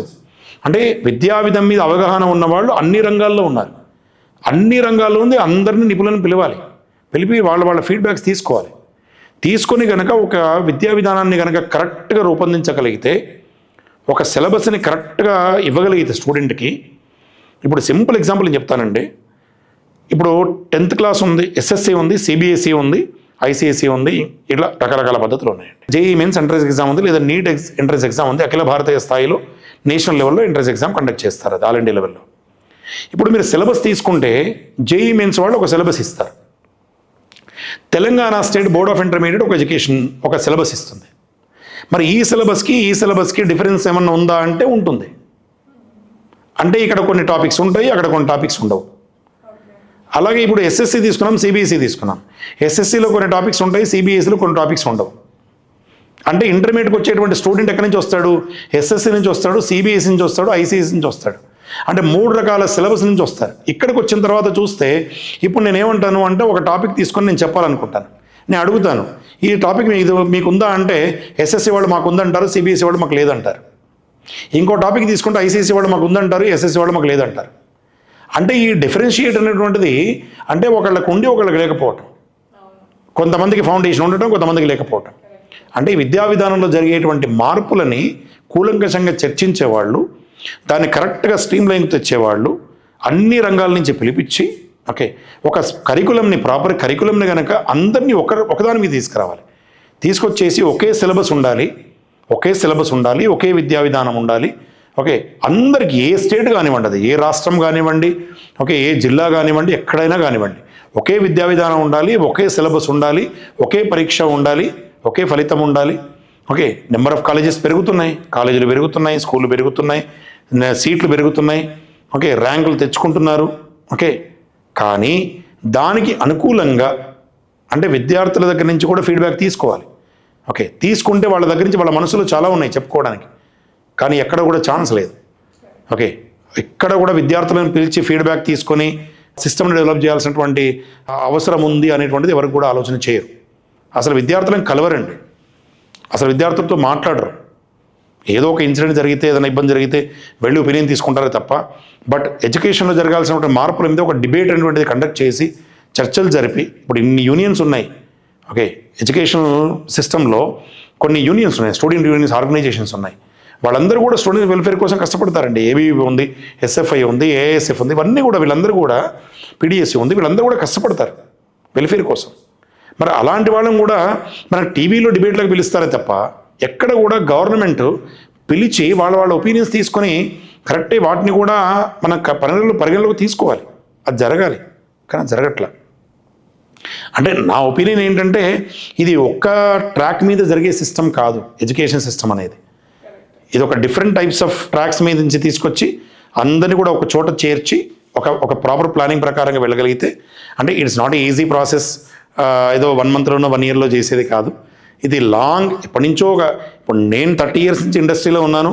ఓకే, అంటే నేను డిఫరెంట్ ఫీల్డ్స్లో నేను వర్క్ చేసి వచ్చాను. ఒక జర్నలిస్ట్గా పనిచేశాను నేను, నాకు మీడియా రంగంలో అనుభవం ఉంది. అలాగే ఒక ఎడ్యుకేషన్ రంగంలో ఉన్నాను కాబట్టి దాంట్లో అనుభవం ఉంది. ఒక మేనేజ్మెంట్లో ఉన్నాను కాబట్టి, ఓకే, అడ్మినిస్ట్రేషన్లో ఉన్నాను కాబట్టి దాంట్లో నాకు అనుభవం ఉంది. సో ఇలాగా ఒక డిఫరెంట్ ఫీల్డ్స్లో నేను వెళ్ళొచ్చాను నేను. ఓకే, సో కాబట్టి నాకు కొంత అవగాహన ఉంది, రాజకీయంగా అవగాహన ఉంది. ఓకే, సో ఈ విధంగా వెళ్ళినప్పుడు నాకు సమాజం మీద ఒక అవగాహన అటువంటిది వచ్చింది నాకు. ఇది అందరికీ అవేర్నెస్ ఉండొచ్చు, ఉండకపోవచ్చు, కానీ నేనేం కోరుకుంటాను, నా పర్సనల్ ఒపీనియన్ ఏంది కదా అంటే, అందరినీ పిలవాలి, ఒక ట్రాక్ మీదకి తీసుకురావాలి. ఒక 1 year కూలంకషంగా లాంగ్ పీరియడ్లో డిస్కషన్ జరగాలి.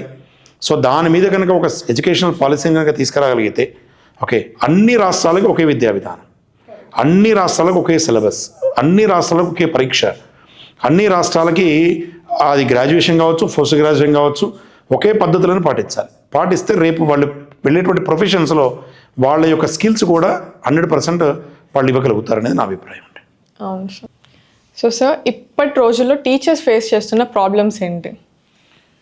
జనరల్గా టీచర్స్లో కూడా 3 కేటగిరీలు ఉన్నారండి. 3 categories ఆఫ్ టీచర్స్ ఉన్నారు. అంటే ఇప్పుడు ఇక్కడ స్కూల్ టీచర్స్ వేరు, ఇంటర్మీడియట్లో ఉండేటువంటి లెక్చరర్స్ వేరు, అలాగే గ్రాడ్యుయేషన్ డిగ్రీ కాలేజెస్లో పనిచేసేటువంటి, అలాగే పోస్ట్ గ్రాడ్యుయేషన్ కాలేజెస్లో పనిచేసేటువంటి లెక్చరర్స్ వేరు. అంటే వాళ్ళ ప్రొఫెసర్స్, అసోసియేట్ ప్రొఫెసర్స్, ఇంజనీరింగ్ కాలేజీలు, మెడికల్ కాలేజీలు, సో ఇలాగా వాళ్ళంతా కూడా సీనియర్ మోస్ట్ అనమాట. ఇప్పుడు 3 categories డివైడ్ చేసాం మనం. ఇంకా 4 categories అనుకోవచ్చు. అంటే గ్రాడ్యుయేషన్ కాలేజీలు వేరు, యూనివర్సిటీస్ వేరు, 4 categories డివైడ్ చేయొచ్చు మనం. ఈ 4 categories ఎక్కువ రెస్పాన్సిబిలిటీ ఎవరికి ఉంటుంది, ఎవరు ఎక్కువ ప్రాబ్లమ్స్ ఫేస్ చేస్తారు జనరల్గా, అంటే ఎవరిని మనం కరెక్ట్గా రెస్పాన్సిబుల్ పర్సన్స్గా మనం తీసుకోవచ్చు అనేది మనం చూస్తే, నర్సరీ నుంచి స్టార్ట్ చేసి, ప్లే స్కూల్ నుంచి స్టార్ట్ చేసి 10th class వరకు ఏ టీచర్స్ అయితే కరెక్ట్గా రోల్ మోడల్స్గా వాళ్ళు ఉండి స్టూడెంట్స్ని కరెక్ట్గా ఒక తీర్చిదిద్ది వాళ్ళని ఒక పద్ధతి ప్రకారంగా డెవలప్ చేసి వాళ్ళని ఇంటర్మీడియట్ కాలేజీ స్థాయికి తీసుకొస్తారో వాళ్ళు మాత్రమే నా ఉద్దేశంలో నిజమైన ఉపాధ్యాయులండి. It's not easy. ఎందుకంటే వాళ్ళకి మెచ్యూరిటీ ఉండదు, వాళ్ళకి which is good which is bad ఏం తెలియదు, వాళ్ళకి what to do what not to do తెలియదు. అంటే అక్కడ కొట్టద్దు, తిట్టద్దు, అంటే ఎలాంటి పనిష్మెంట్ ఇవ్వకుండా రకరకాల మెథడ్స్ని అడాప్ట్ చేసుకుంటూ గ్రేట్ పేషెన్స్ తోటి వాళ్ళని నర్సరీ ప్లే స్కూల్ స్థాయి నుంచి ఓకే వాళ్ళని హర్ట్ చేయకుండా, అంటే 10th class వరకు వాళ్ళని డెవలప్ చేస్తూ తీసుకురావాలి. అంటే వాళ్ళ డెవలప్మెంట్ స్టేజెస్ కూడా ఎలా ఉంటాయి కదా అంటే సైకాలజీ ప్రకారంగా ఓకే, ఒక 1 to నర్సరీ నుంచి ప్లే స్కూల్ నుంచి అప్ టు యూకేజీ వరకు ఒక రకంగా ఉంటుంది, 1st standard నుంచి 5th standard వరకు ఒక రకంగా ఉంటుంది, అలాగే 6th 7th ఒక స్టాండర్డ్లో ఒక రకంగా ఉంటుంది, 8th 9th 10th ఒక రకంగా ఉంటుందండి. ఇలా ఒక 4-5 దశలు ఉంటాయి అక్కడ. ఈ డిఫరెంట్ దశల్లో ఆ టీచర్స్ వాళ్ళని ఒక డిఫరెంట్ మెథడ్స్ అడాప్ట్ చేసి వాళ్ళని డెవలప్ చేస్తారండి. అది సైకాలజీలో ఉంటుంది. ఇక వాళ్ళని డెవలప్ చేసి ఇంటర్మీడియట్కి తెచ్చుకునే స్థాయి వరకు ఏమవుతుంది కదా అంటే ఒక 50% మెచ్యూరిటీ వస్తుంది స్టూడెంట్స్కి. ఓకే, అప్పుడు పిల్లల్ని హ్యాండిల్ చేసేటువంటి లెక్చరర్స్ ఎవరైతే ఉంటారో ఇప్పుడు నేను చెప్పినట్టుగా అంటే కొంత అర్థం చేసుకోగలుగుతారు, వాళ్ళు చెప్పితే అర్థం చేసుకునే కెపాసిటీ ఉంటుంది, వాళ్ళకి పనిష్మెంట్ ఇవ్వాల్సిన అవసరం ఉండదు జనరల్గా. ఓకే, అర్థం చేసుకునే కెపాసిటీ ఉంటుంది 50% అది కూడా. కానీ టీనేజ్ అనమాట, అంటే ఈ 13 to 19 ఉంటుంది కదా, ఓకే 13 నుంచి 19 సంవత్సరాల వయసు అనేటువంటి చాలా డేంజరస్ వయసు, చాలా క్రిటికల్ ఏజ్ అనమాట, అది క్రూషియల్ ఏజ్. అక్కడే మంచి చెడు రెండు జరిగేది అక్కడేనండి. అది స్టూడెంట్కి ఒక డెవలప్ అయ్యి హై లెవెల్కి వెళ్ళాలన్నా లేదా పడిపోయి ఓకే బాటమ్కి వెళ్ళాలన్నా that teenage is very most important stage అనమాట. అక్కడ పేరెంట్స్కి కష్టమే వాళ్ళని హ్యాండిల్ చేయటం, టీచర్స్కి కష్టమే హ్యాండిల్ చేయటం, సొసైటీకి కష్టమే హ్యాండిల్ చేయటం, ముగ్గురికి కష్టమే ఇది. కాబట్టి ఆ 13 to 19 అనే స్టేజ్లో కనుక స్టూడెంట్స్ని కరెక్ట్గా ఈ ఎవరైతే ఇప్పుడు నేను ముగ్గురికి చెప్పానో అంటే అక్కడ ఒక టీచర్స్ని మనం అనరాదు. ఇక్కడ స్కూల్ స్టేజ్లో పేరెంట్స్ రోల్ ఉండదు, సొసైటీ రోల్ ఉండదు, టీచర్ రోల్ మాత్రమే ఉంటుంది. అందుకని వాళ్ళని గ్రేట్ అని చెప్పాను నేను. ఇక్కడికి వచ్చేసరికి టీనేజ్లో ఏమవుతుంది కదా అంటే ఇక్కడ లెక్చరర్స్ రోల్ ఉంటుంది, పేరెంట్స్ రోల్ ఉంటుంది, సొసైటీ రోల్ ఉంటుంది. ఈ 3 కూడా టీనేజ్ మీద ఎఫెక్ట్ చూపిస్తాయి. అందుకని ముగ్గురు కీ రోల్ ప్లే చేయాలి ఇక్కడ.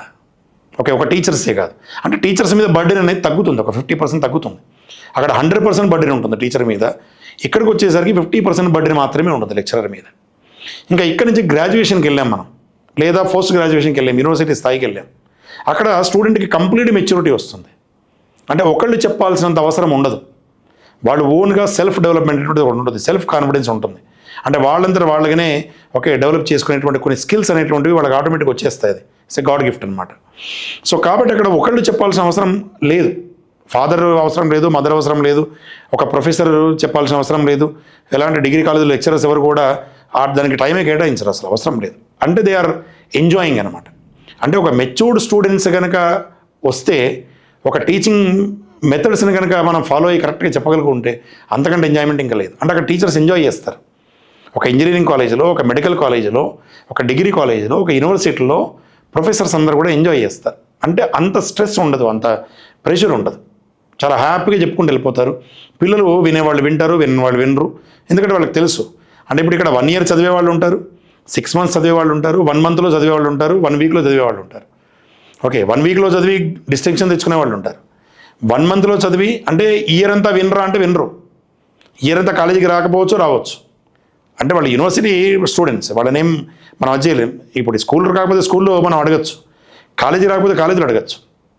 కానీ యూనివర్సిటీలో అక్కడ అడగడం ఛాన్స్ లేదు. ఇప్పుడు అక్కడ ఏం చేస్తారు, టైం అయిపోయిన తర్వాత వాళ్ళ ఇష్టం, మధ్యలో కూడా వెళ్ళిపోతారు క్లాసెస్ నుంచి, వాళ్ళ చాయిస్ అనమాట. కానీ అక్కడ ఏమవుతుంది కదా అంటే స్టూడెంట్ చదువుకుంటాడు, మనకెందుకు, స్టూడెంట్ చదువుకుంటాడు, వాడికి ఓన్గా తెలుసు. సో కాబట్టి అక్కడ డిఫరెంట్ స్టేజెస్ లోపల లెక్చరర్స్ కానీ ప్రొఫెసర్స్ కానీ అంటే ఒక 20 to 25% మాత్రమే రెస్పాన్సిబిలిటీ ఉండేది ఆ graduation plus post graduation university స్థాయిలో ఉంటుందండి.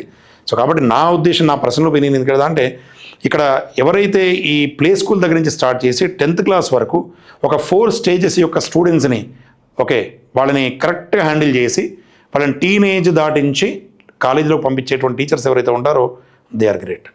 సో ఇప్పుడు ఇంటర్నెట్ జనరేషన్ మొత్తం అంతా ఆన్లైన్ అంటున్నారు, యూట్యూబ్లో గూగుల్లో సెర్చ్ చేస్తున్నారు అంటున్నారు. సో మీకు ఏమనిపిస్తుంది అంటే వచ్చే ఫ్యూచర్ జనరేషన్లో ఈ ఆన్లైన్ లెర్నింగ్ అనేది క్లాస్ రూమ్ టీచింగ్ని రీప్లేస్ చేస్తుందా?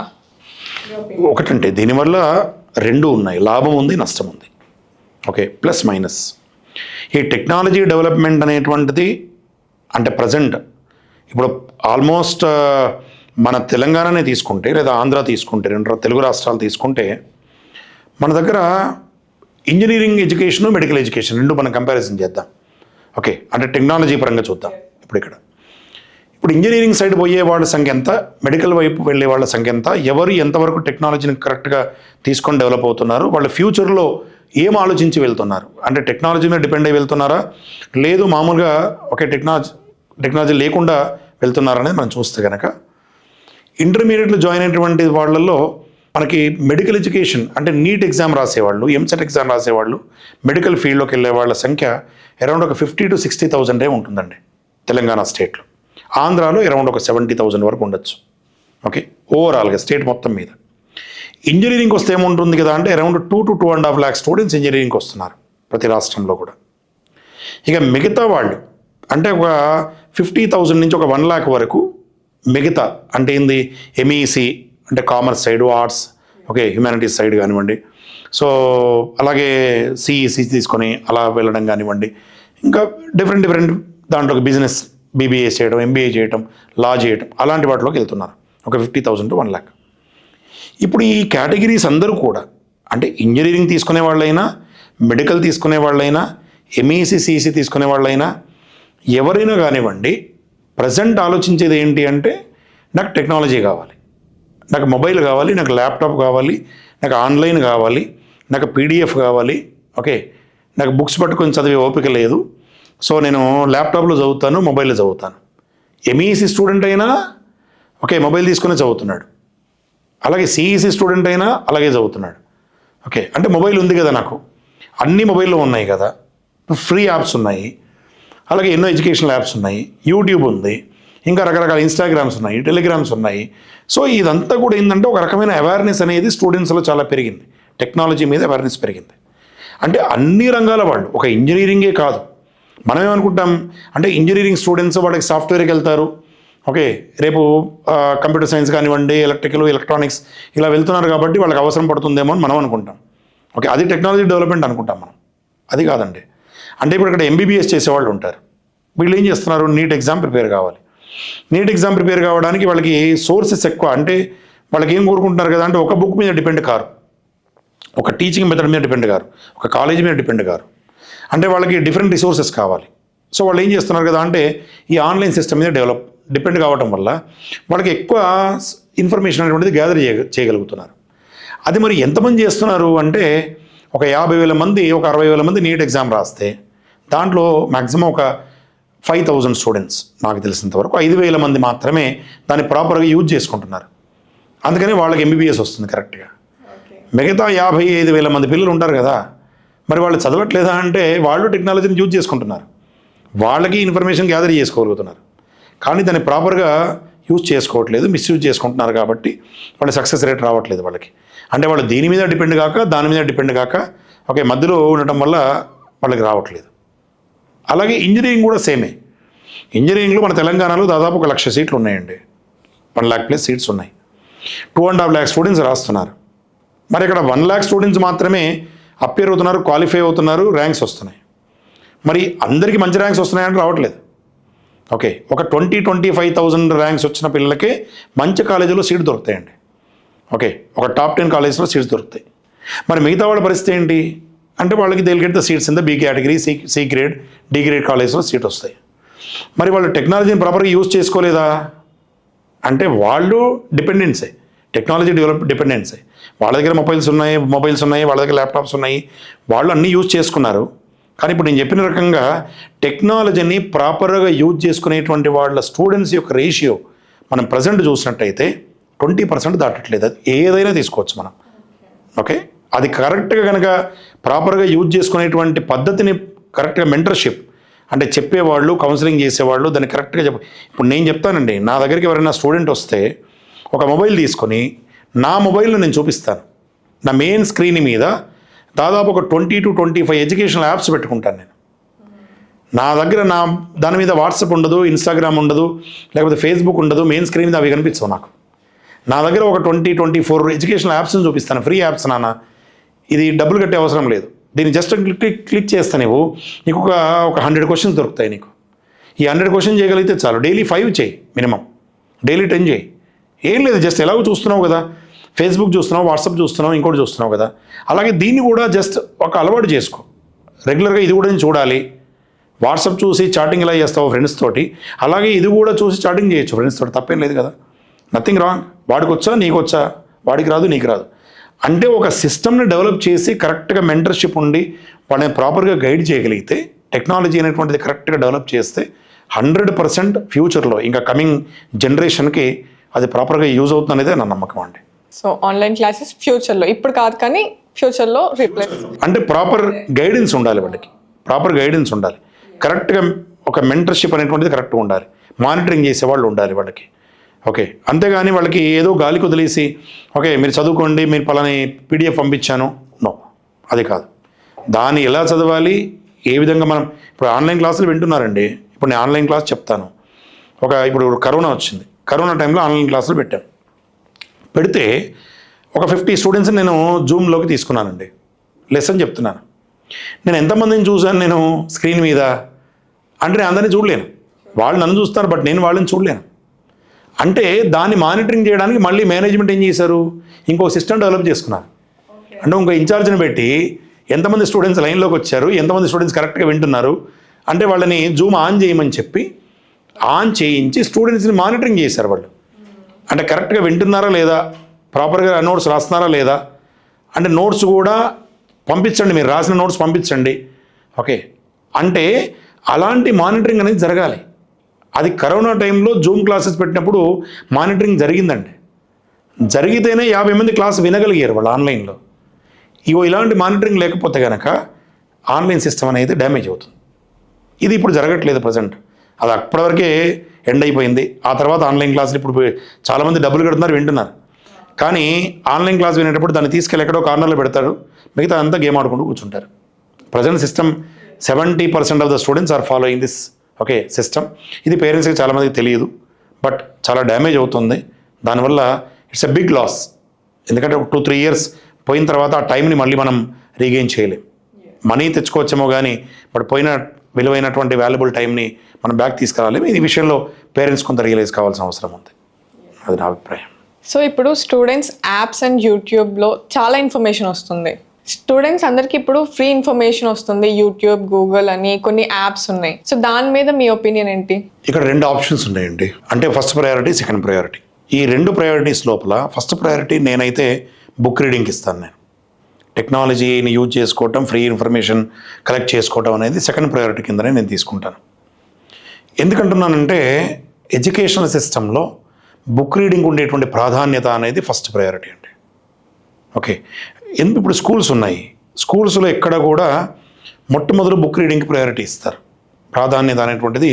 ఎందుకంటే వాళ్ళు ఈ బీఎడ్ చేసేవాళ్ళు, టీచర్ ట్రైనింగ్ చేసేవాళ్ళు ఉంటారు కదా, వాళ్ళందరికీ కూడా కొన్ని మెథడ్స్ నేర్పుతారండి, టీచింగ్ మెథడ్స్ నేర్పుతారు.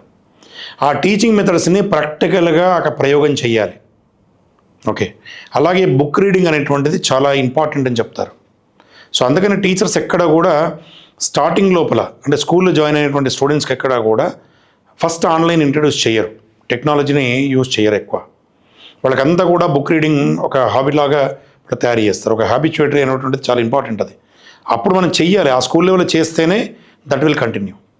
కానీ ఎప్పుడైతే మనం దాన్ని ఆ బుక్ రీడింగ్ని ఆపి స్టూడెంట్ని first standard, second standard, third standard, ఇప్పుడు మనం చూస్తున్నాం ఇంటర్లో చిన్న పిల్లలు కూడా మొబైల్ పట్టుకొని గేమ్స్ ఆడుతున్నారు. ఒక్కసారి దానికి అడిక్ట్ అయినటువంటి స్టూడెంట్ని డైవర్ట్ చేసి వాడి దగ్గర నుంచి మొబైల్ లాక్కుంటే, ఓకే, బుక్ లాక్కోవడం వేరు, మొబైల్ లాక్కోవడం వేరు. బుక్ లాక్కుంటే వాడేం ఇబ్బంది పడట్లా, కానీ అదే మొబైల్ లాక్కుంటే అంటే they are going to extreme level. అంటే ఒక ఏడవటమే కాదు, వాళ్ళు ఏ స్థాయికైనా వెళ్తున్నారండి. మొబైల్ లాక్కుంటే సూసైడ్ చేసుకునే పిల్లలు ఉన్నారు. అంటే చూడండి ఎంత అడిక్ట్ అవుతున్నారు దానికి. అంటే నేనేమంటాను కదా అంటే, మొట్టమొదలు టీచర్స్ కానీ పేరెంట్స్ కానీ, అది స్కూల్స్ కావచ్చు, కాలేజెస్ కావచ్చు, ఫస్ట్ ప్రయారిటీ ఎక్కడ అంటే బుక్ రీడింగ్కే ఇవ్వాలండి. ఇప్పుడు ఐఏఎస్, ఐపీఎస్, యూపీఎస్ ఎగ్జామ్స్ రాసేవాళ్ళు ఉన్నారు.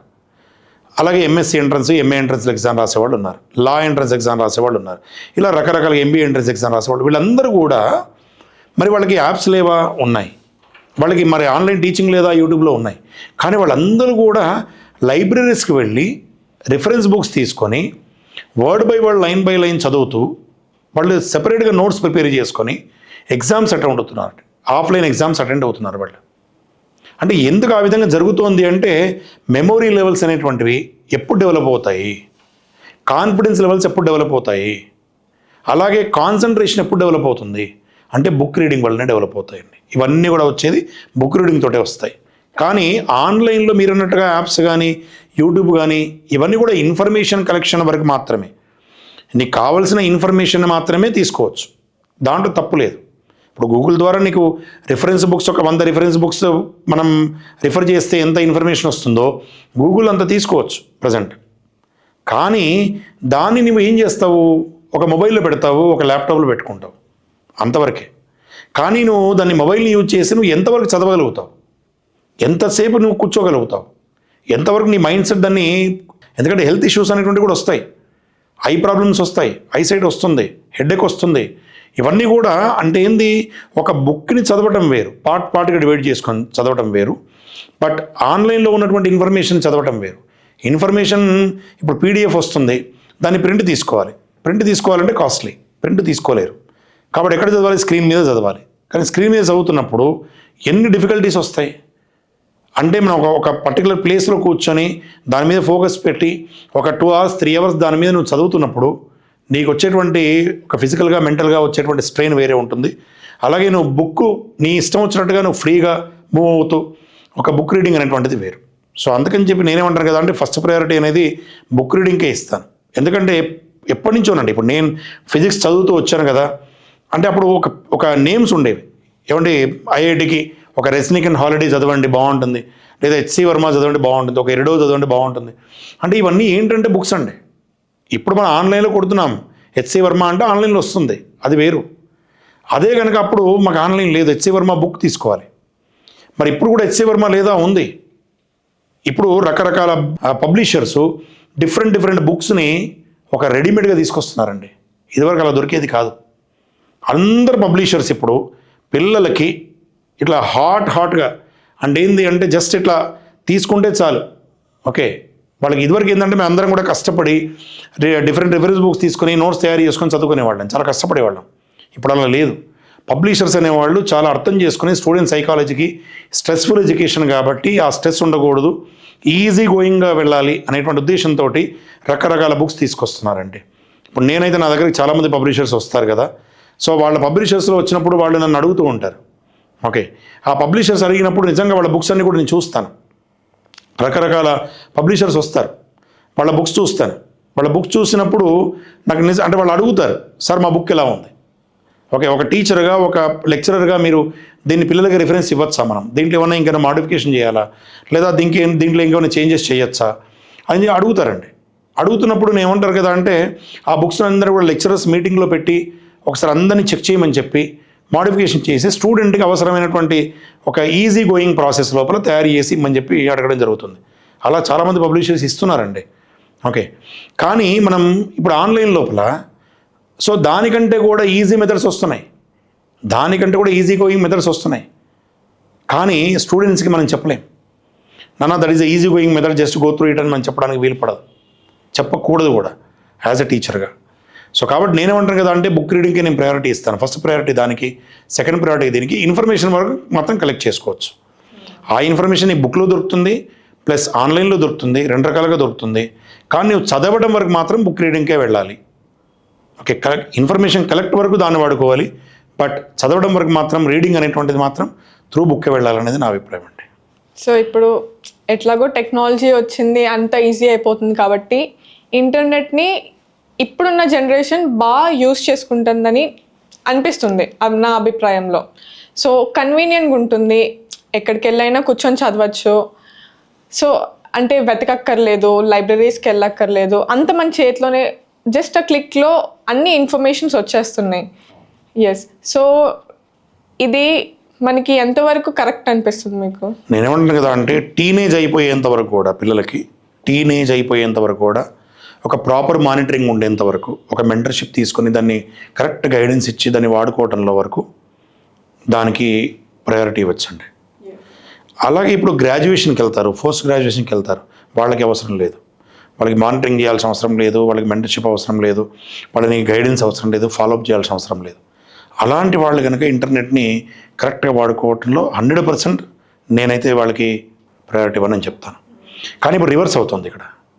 ఇప్పుడు నేను ఇంతకుముందు చెప్పిన దానికి రివర్స్ అవుతుంది. ఏమవుతుంది అంటే, గ్రాడ్యుయేషన్కి వెళ్ళినటువంటి స్టూడెంట్స్ అందరూ కూడా బుక్ రీడింగ్కి వెళ్తున్నారు, డైవర్ట్ అవుతున్నారు. కానీ టీనేజ్లో ఉన్నటువంటి పిల్లలందరూ కూడా దీని వైపు వెళ్తున్నారు. కానీ దీనివైపు మరి సక్సెస్ రేట్ ఎంత ఉంది, మానిటరింగ్ ఎంతవరకు చేస్తున్నాము, ఎంతవరకు దాన్ని కరెక్ట్గా వాడుకుంటున్నారు, ఎంత మిస్యూజ్ చేస్తున్నారు, ఈ రేషియో చూస్తే 60 to 70% మిస్యూజ్ జరుగుతుంది, 30 to 40% ఓకే పిల్లలు లాభం పొందుతున్నారు. ఇక్కడ టీనేజ్లో నేను చెప్పేది అప్ టు 19 వరకు. కానీ ఒకసారి మెచ్యూరిటీ వచ్చి గ్రాడ్యుయేషన్కి వెళ్ళిన తర్వాత వాళ్ళకి చెప్పాల్సిన అవసరం లేదు. బట్ అక్కడ మాత్రం ఏమవుతుంది కదా అంటే, 60% బుక్ రీడింగ్కి వెళ్తున్నారు, 30 to 40% ఇంటర్నెట్ని యూజ్ చేసుకుంటున్నారు. సో కాబట్టి ఇక్కడ ఏజ్ని డివైడ్ చేయాలి. డివైడ్ చేసి ఎవరికి ఏది అవసరమో, అవసరాన్ని బట్టి వీళ్ళకేమో ప్రాపర్ మానిటరింగ్ అవసరము, వీళ్ళకేమో ప్రాపర్ మానిటరింగ్ అవసరం లేదు. ఓకే, కానీ వీళ్ళకి అవేర్నెస్ అవసరం, వీళ్ళకి అవేర్నెస్ క్రియేట్ చేయాలి. కానీ ఆల్రెడీ మెచ్యూర్డ్ వాళ్ళకి తెలుసు, ఆల్రెడీ మనం చెప్పాల్సిన అవసరం లేదు, వాళ్ళకి ఇన్ఫర్మేషన్ ఎక్కడి నుంచి ఏది వస్తున్నటువంటి తెలుసు వాళ్ళకి. కానీ ఇక్కడ టీనేజర్స్ ఏమవుతుంది అంటే, ఇన్ఫర్మేషన్ తీసుకోవాలి అనేటువంటి విషయం తెలిసినా కానీ ఓకే డైవర్ట్ అవుతున్నారు, డిస్ట్రాక్షన్స్ వస్తున్నాయి. సోషల్ మీడియా చాలా డేంజరస్గా ఉంది ప్రజెంట్. సో కాబట్టి వీళ్ళకి బ్యాకప్ లేకపోతే, వీళ్ళకి ప్రాపర్గా ఒక బ్యాక్ బోన్ లాగా అది పేరెంట్స్ కావచ్చు, టీచర్స్ కావచ్చు, లేదా ఇంకా వేరే ఆన్లైన్ ఇన్స్ట్రక్టర్స్ కావచ్చు, అలాంటి వాళ్ళు ఉంటేనే టీనేజ్లో ఇంటర్నెట్ని ప్రాపర్గా యూజ్ చేసుకుంటారు.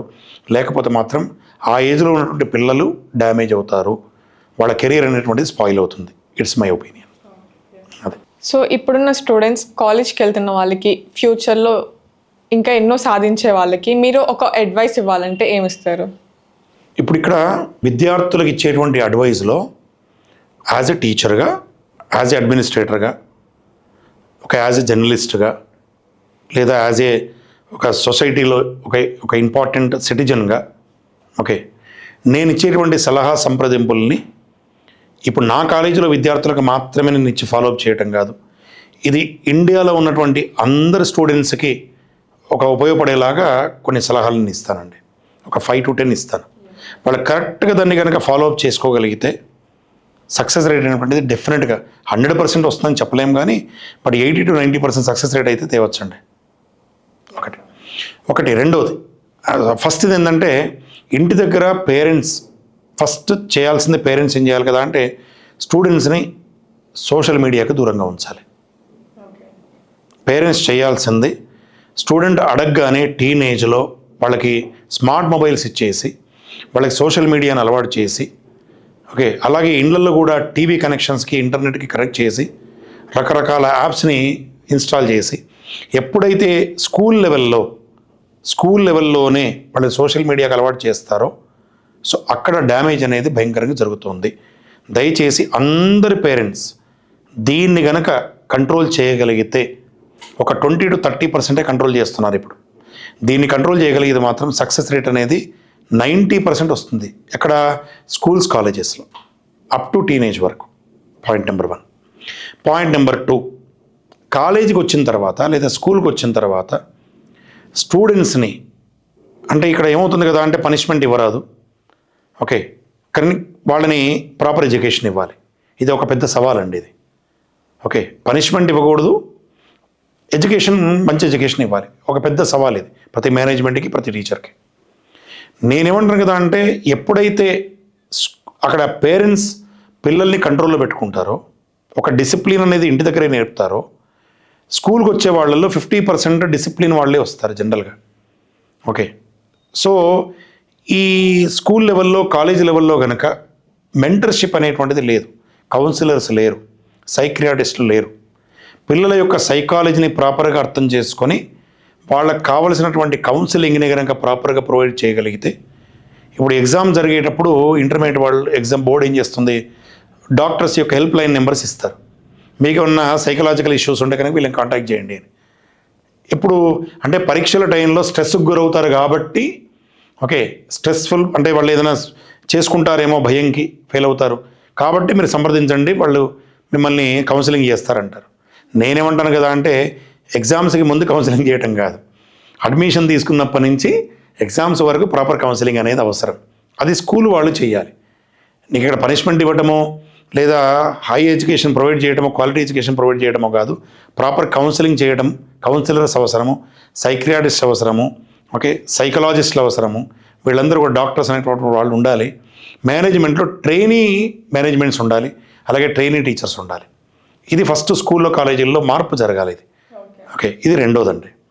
సో మూడోది ఏమంటాను కదా అంటే విద్యార్థి లోకానికి, నేను స్టూడెంట్ కమ్యూనిటీకి నేను ఇచ్చేటువంటి మెసేజ్ ఏంటంటే వాళ్ళ ఫ్యూచర్ గురించి వాళ్ళకి అంత పెద్ద అవగాహన ఉండదు. స్కూల్ నుంచి వచ్చే పిల్లలు, ఓకే, నువ్వేం అవుతావు అంటే ఇంజనీర్ అవుతా అంటాడు, నువ్వేమవుతావు అంటే డాక్టర్ అవుతా అంటాడు. ఓకే, వాళ్ళకు ఉన్నాయి 2 ఆప్షన్లు. ఇప్పుడు నేను ఒక లాయర్ని అవుతాను, నేను ఒక జర్నలిస్ట్ని అవుతాను, ఒక మినిస్టర్ని అవుతాను, ఒక ప్రైమ్ మినిస్టర్ని అవుతాను, లేకపోతే అవన్నీ కూడా వాళ్ళకి తెలియదు. అవేర్నెస్ అనేది లేదు ఎవరు కూడా. అంటే ఎవరిని అడిగినా కానీ ఇవి 2 వస్తాయి, అయితే ఇంజనీర్ అవుతాను లేకపోతే డాక్టర్ అవుతాను. అంటే ఇక్కడ అవేర్నెస్ క్రియేట్ చేయాల్సిన వాళ్ళు ఎవరు? ఓకే, అంటే ఈ కార్పొరేట్ విద్యా విధానం ఏం చేస్తుంది అంటే ఎంతసేపు ఇంజనీరింగ్, డాక్టర్స్కే ప్రిఫరెన్స్ ఇస్తున్నారు తప్ప, అరే సమాజంలో చాలా ఉన్నాయి, ఇవి 2 కాకుండా ఎన్నో రకాల అవకాశాలు ఉన్నాయి, కొన్ని వందల ఆపర్చునిటీస్ ఉన్నాయి. ఓకే, మరి అవన్నిటిని కూడా స్కూల్ లెవెల్లోనే పిల్లలకి అవేర్నెస్ అనేటువంటిది క్రియేట్ చేయాలి. ఓకే, 6th క్లాస్కి వచ్చినటువంటి స్టూడెంట్స్ ఐఐటి ఫౌండేషన్ తీసుకోండి, మెడికల్ ఫౌండేషన్ తీసుకోండి అంటారు తప్ప 6th క్లాస్ స్టూడెంట్కి నాన్న ఐఏఎస్ అవుతావా, కలెక్టర్ అంటే ఏంటి, కలెక్టర్ ఏం చేస్తాడు అంటే సోషల్ స్టడీస్ చదివేటప్పుడు దాంట్లో ప్రైమ్ మినిస్టర్ రెస్పాన్సిబిలిటీస్ ఉంటాయి, చీఫ్ మినిస్టర్ రెస్పాన్సిబిలిటీస్ ఉంటాయి, ఒక అసెంబ్లీ ఏం చేయాలో ఉంటుంది, ఒక సెక్రటరియట్ ఏం చేయాలో ఉంటుంది, గవర్నర్ ఏం చేయాలో ఇవన్నీ ఉంటాయి. కానీ ఒకవేళ నువ్వు కలెక్టర్ అయితే కలెక్టర్ ఎలా కావాలి, 6th క్లాస్ నుంచి కలెక్టర్ కావాలంటే నువ్వేం చదవాలి, ఒక ఐపీఎస్ కావాలంటే, ఒక పోలీస్ ఆఫీసర్ కావాలంటే ఏం చేయాలి, ఒక చీఫ్ జస్టిస్ సుప్రీంకోర్టు కావాలంటే, సుప్రీంకోర్టుకి చీఫ్ జస్టిస్ కావాలంటే ఏం చేయాలి. ఓకే, అంటే వీళ్ళందరూ కూడా హై లెవెల్ పొజిషన్స్ కాదా, వీళ్ళు కోట్ల రూపాయలు సంపాదించట్లేదా, వీళ్ళకి ఒక మంచి పొజిషన్స్ ఉండట్లేదా సొసైటీలో? మరి వీళ్ళందరూ కూడా ఎక్కడి నుంచి వస్తున్నారు? మరి వీళ్ళందరూ కూడా ఇంజనీరింగ్ చేసేవాళ్ళేనా, లేదా ఎంబీబీఎస్ చేసి వస్తున్నారా, లేకపోతే ఇంజనీరింగ్ చేసి వస్తున్నారా? కాదు కదా. అంటే ఒక డిఫరెంట్ ఫీల్డ్కి వెళ్ళి అవేర్నెస్ క్రియేట్ చేసుకొని బాగా కష్టపడి చదివి మరి ఆ పొజిషన్స్కి వెళ్తున్నారు కదా. మరి అటువంటప్పుడు 6th క్లాస్ నుంచే కనుక ఒక స్కూల్లో ఒక డిఫరెంట్ డిబేట్ కండక్ట్ చేసి పిల్లల్లో ఒక అవేర్నెస్ క్రియేట్ చేసి, not only engineering and medical, there are hundreds of opportunities. Okay, not only in India. ఇప్పుడు మనం అనుకుంటున్నాం బ్రిటన్, ఓకే, మనం చూసాం కదా పొలిటికల్లో కూడా అమెరికాలో కానివ్వండి, లేకపోతే డిఫరెంట్ కంట్రీస్లో కానివ్వండి, మన వాళ్ళు, ఓకే, తెలుగు వాళ్ళు వస్తున్నారు కదా, ఇండియన్స్ వస్తున్నారు కదా. ఓకే, తెలుగు వాళ్ళు కదా, ఇండియన్స్ వస్తున్నారు కదా, పొలిటికల్లో వస్తున్నారు, సాఫ్ట్వేర్లో ఇప్పుడు మైక్రోసాఫ్ట్ సీఈఓ ఉన్నారు సత్యనాదెండ్ల గారు. ఓకే, ఎక్కడి నుంచి వచ్చారు ఆయన? సో అంటే నేను ఏమంటున్నాను కదా, అంటే డిఫరెంట్, ఇప్పుడు సుందరం పిచ్చయ్య గారు ఉన్నారు, గూగుల్ సీఈఓ గారు ఉన్నారు, ఆయన ఎక్కడి నుంచి వచ్చారు? ఇండియాలో ఒక తమిళనాడు నుంచి వచ్చినటువంటి వ్యక్తే కదా. అంటే నేను ఏమంటున్నాను కదా, ఇండియాలో ఒక డిఫరెంట్ రంగాల్లో, పొలిటికల్లో కానీ మిగతా రంగాల్లో కానీ మరి మన వాళ్ళు వస్తున్నప్పుడు వాళ్ళు ఎక్కడి నుంచి వచ్చారు, ఎలా చదివొచ్చారు, ఎలా అవేర్నెస్ క్రియేట్ చేశారు అంటే నేనేమంటాను కదా, అంటే ఒక మంచి పర్సనాలిటీస్ తీసుకొచ్చేసి స్కూళ్ళల్లో ఇంట్రడ్యూస్ చేసి, ఇప్పుడు స్కూల్లో యాన్యువల్ డే పెడితే ఒక ఎమ్మెల్యేని పిలుస్తారు, ఒక మినిస్టర్ని పిలుస్తాడు, ఆయన ఒక పొలిటికల్ స్పీచ్ ఇస్తాడు ఆయన. అంటే విద్యా విధానంలో ఏం జరుగుతుంది అసలు అంటే 6th క్లాస్ నుంచి 10th క్లాస్ వరకు చదువుతున్నటువంటి విద్యార్థులకి నువ్వు ఒక ఎమ్మెల్యేని పిలిచి ఒక డిబేట్ పెట్టచ్చు, ఒక మినిస్టర్ని పిలిచి డిబేట్ పెట్టచ్చు. ఒక మినిస్టర్గా మీరు ఏం చేస్తున్నారు, మీ రోల్ ఏంటి, ఓకే, మీరు దేనికి, ఏ డిపార్ట్మెంట్కి మీరు మినిస్టర్గా చేస్తున్నారు, ఆ డిపార్ట్మెంట్లో ఏమేమి ఉంటాయి, మినిస్టర్ ఎలా అయ్యారు, మీరు ఏం చదువుకున్నారు, మీరు ఇంజనీరింగ్ చేసి మినిస్టర్కి వచ్చారా, ఎంబీబీఏ చేసి మినిస్టర్కి వచ్చారా, ఏం చదువుకుంటూ మినిస్టర్ అవుతారు మీరు. అలా ఒక్కొక్క వారంలో ఒక నెలకు ఒకళ్ళని పిలవండి, ఒక లాయర్ని పిలవండి, ఒక హైకోర్టు చీఫ్ జస్టిస్ని పిలవండి. సార్ మీరు లాయర్ ఎలా అయ్యారు, ఓకే, ఏం చదివితే లాయర్ అవుతాం మనం, ఎప్పటి నుంచి చదవాలి, ఏమేం చదివితే లాయర్ అవుతాం మనం. సో ఇలాగా ఇప్పుడు ఐఏఎస్ ఐపీఎస్ ప్రిపేర్ అయ్యే వాళ్ళు ఉన్నారు, కలెక్టర్ కావాలి, వాళ్ళకి సబ్జెక్ట్ ఏం తీసుకోవాలి అనేటువంటిది ఒక పెద్దగా క్వశ్చన్ అనమాట. ఇప్పుడు డిగ్రీ చేస్తారు, గ్రాడ్యుయేషన్ చేస్తారు, ఎవరైనా కావచ్చు ఐఏఎస్ ఐపీఎస్లో, ఓకే, ఎంబీబీఏ చేసిన వాళ్ళు కూడా కావచ్చు, ఇంజనీరింగ్ చేసిన వాళ్ళు కూడా కావచ్చు. కానీ ఎంపీసీ చదివిన వాళ్ళు మ్యాథమెటిక్స్ ఎందుకు తీసుకోవట్లేదు, యూపీఎస్సీ ఎగ్జామ్ రాసేవాళ్ళు మ్యాథ్స్ని ఎందుకు తీసుకోవట్లేదు, ఫిజిక్స్ని ఎందుకు తీసుకోవట్లేదు, కెమిస్ట్రీని ఎందుకు తీసుకోవట్లేదు, బయాలజీని ఎందుకు తీసుకోవట్లేదు, ఇలాంటి సబ్జెక్టులు తీసుకుని ఐఏఎస్ అయిన వాళ్ళ సంఖ్య ఎంత, అది పిల్లలకి చూపించాలి. అంటే మరి మ్యాథమెటిక్స్ చదువుతున్నారు స్కూల్ లెవెల్లో, ఫిజిక్స్ చదువుతున్నారు, కెమిస్ట్రీ చదువుతున్నారు, బయాలజీ చదువుతున్నారు, కానీ యూపీఎస్సీకి వచ్చిన తర్వాత పొలిటికల్ సైన్స్ తీసుకోమంటారు, పబ్లిక్ అడ్మినిస్ట్రేషన్ తీసుకోమంటారు, ఆంథ్రపాలజీ తీసుకోమంటారు, లిటరేచర్ తీసుకోమంటారు.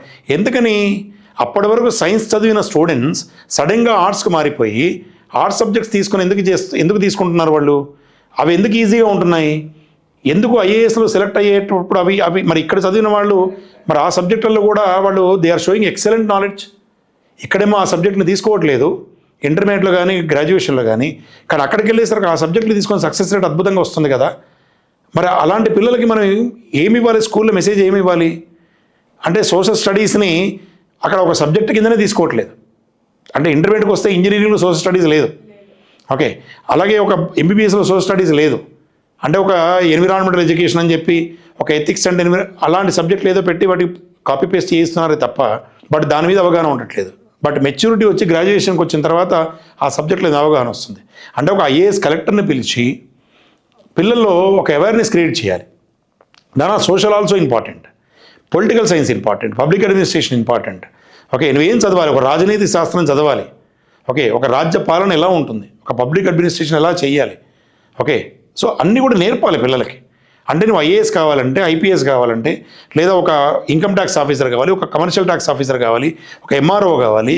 సో ఇవన్నీ కూడా కావాలి అంటే నువ్వు 6th క్లాస్ నుంచి నువ్వు ఏం చదివితే అవుతావు, దేని మీద ఎక్కువ ఫోకస్ చేయాలి. ఇవన్నీ కూడా కనుక స్కూల్లో పిల్లలకి అవేర్నెస్ ప్రోగ్రామ్స్ క్రియేట్ చేయగలిగితే స్కూల్స్లో, ఓకే, ఇప్పుడు ఎలానైతే ఐఐటి ఫౌండేషను, మెడికల్ ఫౌండేషన్ అని చెప్పి లక్షల రూపాయలు తీసుకొని వాళ్ళని ఎందరైపు ఇంజనీరింగ్కి మెడిసిన్కి ప్రమోట్ చేస్తున్నారు తప్ప బట్ మిగతా ఎడ్యుకేషన్లో కనుక మనం ఇదే డెవలప్మెంట్ చేయగలిగితే రేపు ఇండియా అద్భుతంగా ఉంటుందండి.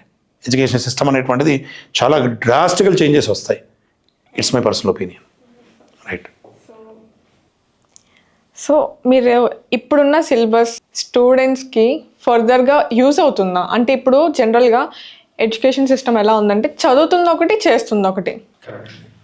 సో దాని మీద మీరేమంటారు? యా, సో ప్రజెంట్ చర్చ జరుగుతుంది సమాజంలో దీని మీదనే. సమాజంలో చాలా చర్చ జరుగుతుంది దీని మీద. సిలబస్ అనేది ఒక బ్యాంకింగ్ ఎగ్జామ్ రాయాలి, బ్యాంకింగ్ ఎగ్జామ్లో ఇంటర్మీడియట్ వరకు స్టూడెంట్ ఏం చదువుతాడు, గ్రాడ్యుయేషన్ వరకు మ్యాథమెటిక్స్లో టెక్నామెట్రీ చదువుతాడు, క్యాలిక్యులస్ చదువుతాడు, లేకపోతే ఆల్జిబ్రా చదువుతాడు, జామెట్రీ, ఇంకా రకరకాల టాపిక్స్ చదువుతాడు ఆయన. ఫిజిక్స్లో రకరకాల టాపిక్స్ చదువుతాడు, కెమిస్ట్రీలో చదువుతాడు. ఒక బ్యాంకింగ్ ఎగ్జామ్లో ఫిజిక్స్ రాదు, కెమిస్ట్రీ రాదు, అలాగే మ్యాథమెటిక్స్ చదువుతున్న ట్రిగనామెట్రీ రాదు, క్యాలిక్యులస్ రాదు. అక్కడికి వెళ్ళేసరికి మెంటల్ ఎబిలిటీ అంటాడు, ఓకే, లేదా ఆప్టిట్యూడ్ అంటాడు, లేకపోతే జనరల్ నాలెడ్జ్ అంటాడు, కరెంట్ అఫైర్స్ అంటాడు, సో రకరకాల లాజికల్ అండ్ రీజనింగ్ అంటాడు. ఇలాంటి క్వశ్చన్స్ అన్నీ కూడా కనబడతాయి. దానికి మళ్ళీ సెపరేట్ కోచింగ్ తీసుకోవాలంటారు. ఇప్పుడు పిల్లలు అడుగుతున్నారు నన్ను, సార్ ఒక బ్యాంకింగ్ రాస్తే, ఒక ఎల్ఐసి రాస్తే, ఒక రైల్వే బోర్డు ఎగ్జామ్స్ రాస్తే, సార్ ఇప్పుడు మనం చదువుకున్న సిలబస్ ఉపయోగపడుతుందా సార్? జవాబు లేదు, నా దగ్గర ఆన్సర్ లేదు. ఓకే, సో రెండోది, సార్ నేను ఇప్పుడు ఐఐటి కోచింగ్ తీసుకుంటున్నాను, ఐఐటి చదువుతున్నాను, లేదా ఐఐటిలో బీటెక్ చేస్తున్నాను, లేదా ఎంసెట్ రాశాను, ఓకే బీటెక్ చేస్తున్నాను, లేదా ఎంబీబీఎస్ చదువుతాను. ఇప్పుడు చదువుతున్నటువంటి ఫిజిక్సో కెమిస్ట్రో లేకపోతే ఓకే ఇదంతా యూజ్ అవుతుందా అంటే, ఎంబీబీఎస్లో ఎక్కడ కూడా ఫిజిక్స్ కెమిస్ట్రీ డైరెక్ట్గా యూజ్ కాదు, అంతా బయాలజీ ఉంటుంది అక్కడ. బాటనీ జువాలజీ మీదనే ఎక్కువ రన్ అవుతుంది, బాటనీ కూడా ఉండదు, అంతా జువాలజీ మీద ఎక్కువ రన్ అవుతుంది. అంటే అక్కడ ఉండేటువంటి డిఫరెంట్ సబ్జెక్ట్స్ ఉంటాయి బయాలజికల్ సైన్సెస్ లోపల. ఫిజిక్స్ కెమిస్ట్రీ అనేది ఇండైరెక్ట్గా ఉపయోగపడుతుంది, డైరెక్ట్గా ఉపయోగపడదు. అలాగే ఇంజనీరింగ్ స్టూడెంట్స్కి వచ్చేసరికి ఏమవుతుంది అంటే, ఒక మొదటి 2 సంవత్సరాలు మాత్రమే ఇక్కడ ఇంటర్మీడియట్లో చదువుతున్నటువంటి ఫండమెంటల్స్ ఏవైతే ఉంటాయో అవి అక్కడ మళ్ళీ మ్యాథ్స్లో, ఫిజిక్స్లో, కెమిస్ట్రీలో యూజ్ అవుతున్నాయండి. ఓకే, సో ఆ ప్రాబ్లం ఏం లేదు. అంటే కొంతవరకు యూజ్ అవుతుంది, 3rd ఇయర్ 4th ఇయర్లో యూజ్ కాకపోవచ్చు కానీ, బట్ 1st ఇయర్ 2nd ఇయర్లో యూజ్ అవుతుంది. అదొకటి, అంటే ఇంజనీరింగ్ కంపారిజన్ చేసినప్పుడు. అలాగే ఇప్పుడు లా ఎంట్రన్స్ ఎగ్జామ్ రాస్తారు. ఓకే, లా ఎంట్రన్స్ ఎగ్జామ్ రాస్తారు. అంటే లా ఎంట్రన్స్ ఎగ్జామ్ రాసేవాళ్ళు జనరల్గా ఎవరు అంటే, ఇంటర్మీడియట్ చేసిన వాళ్ళు ఏమో 5 years లా రాయాలి, అలాగే డిగ్రీ చేసిన వాళ్ళు 3 years లా రాయాలి.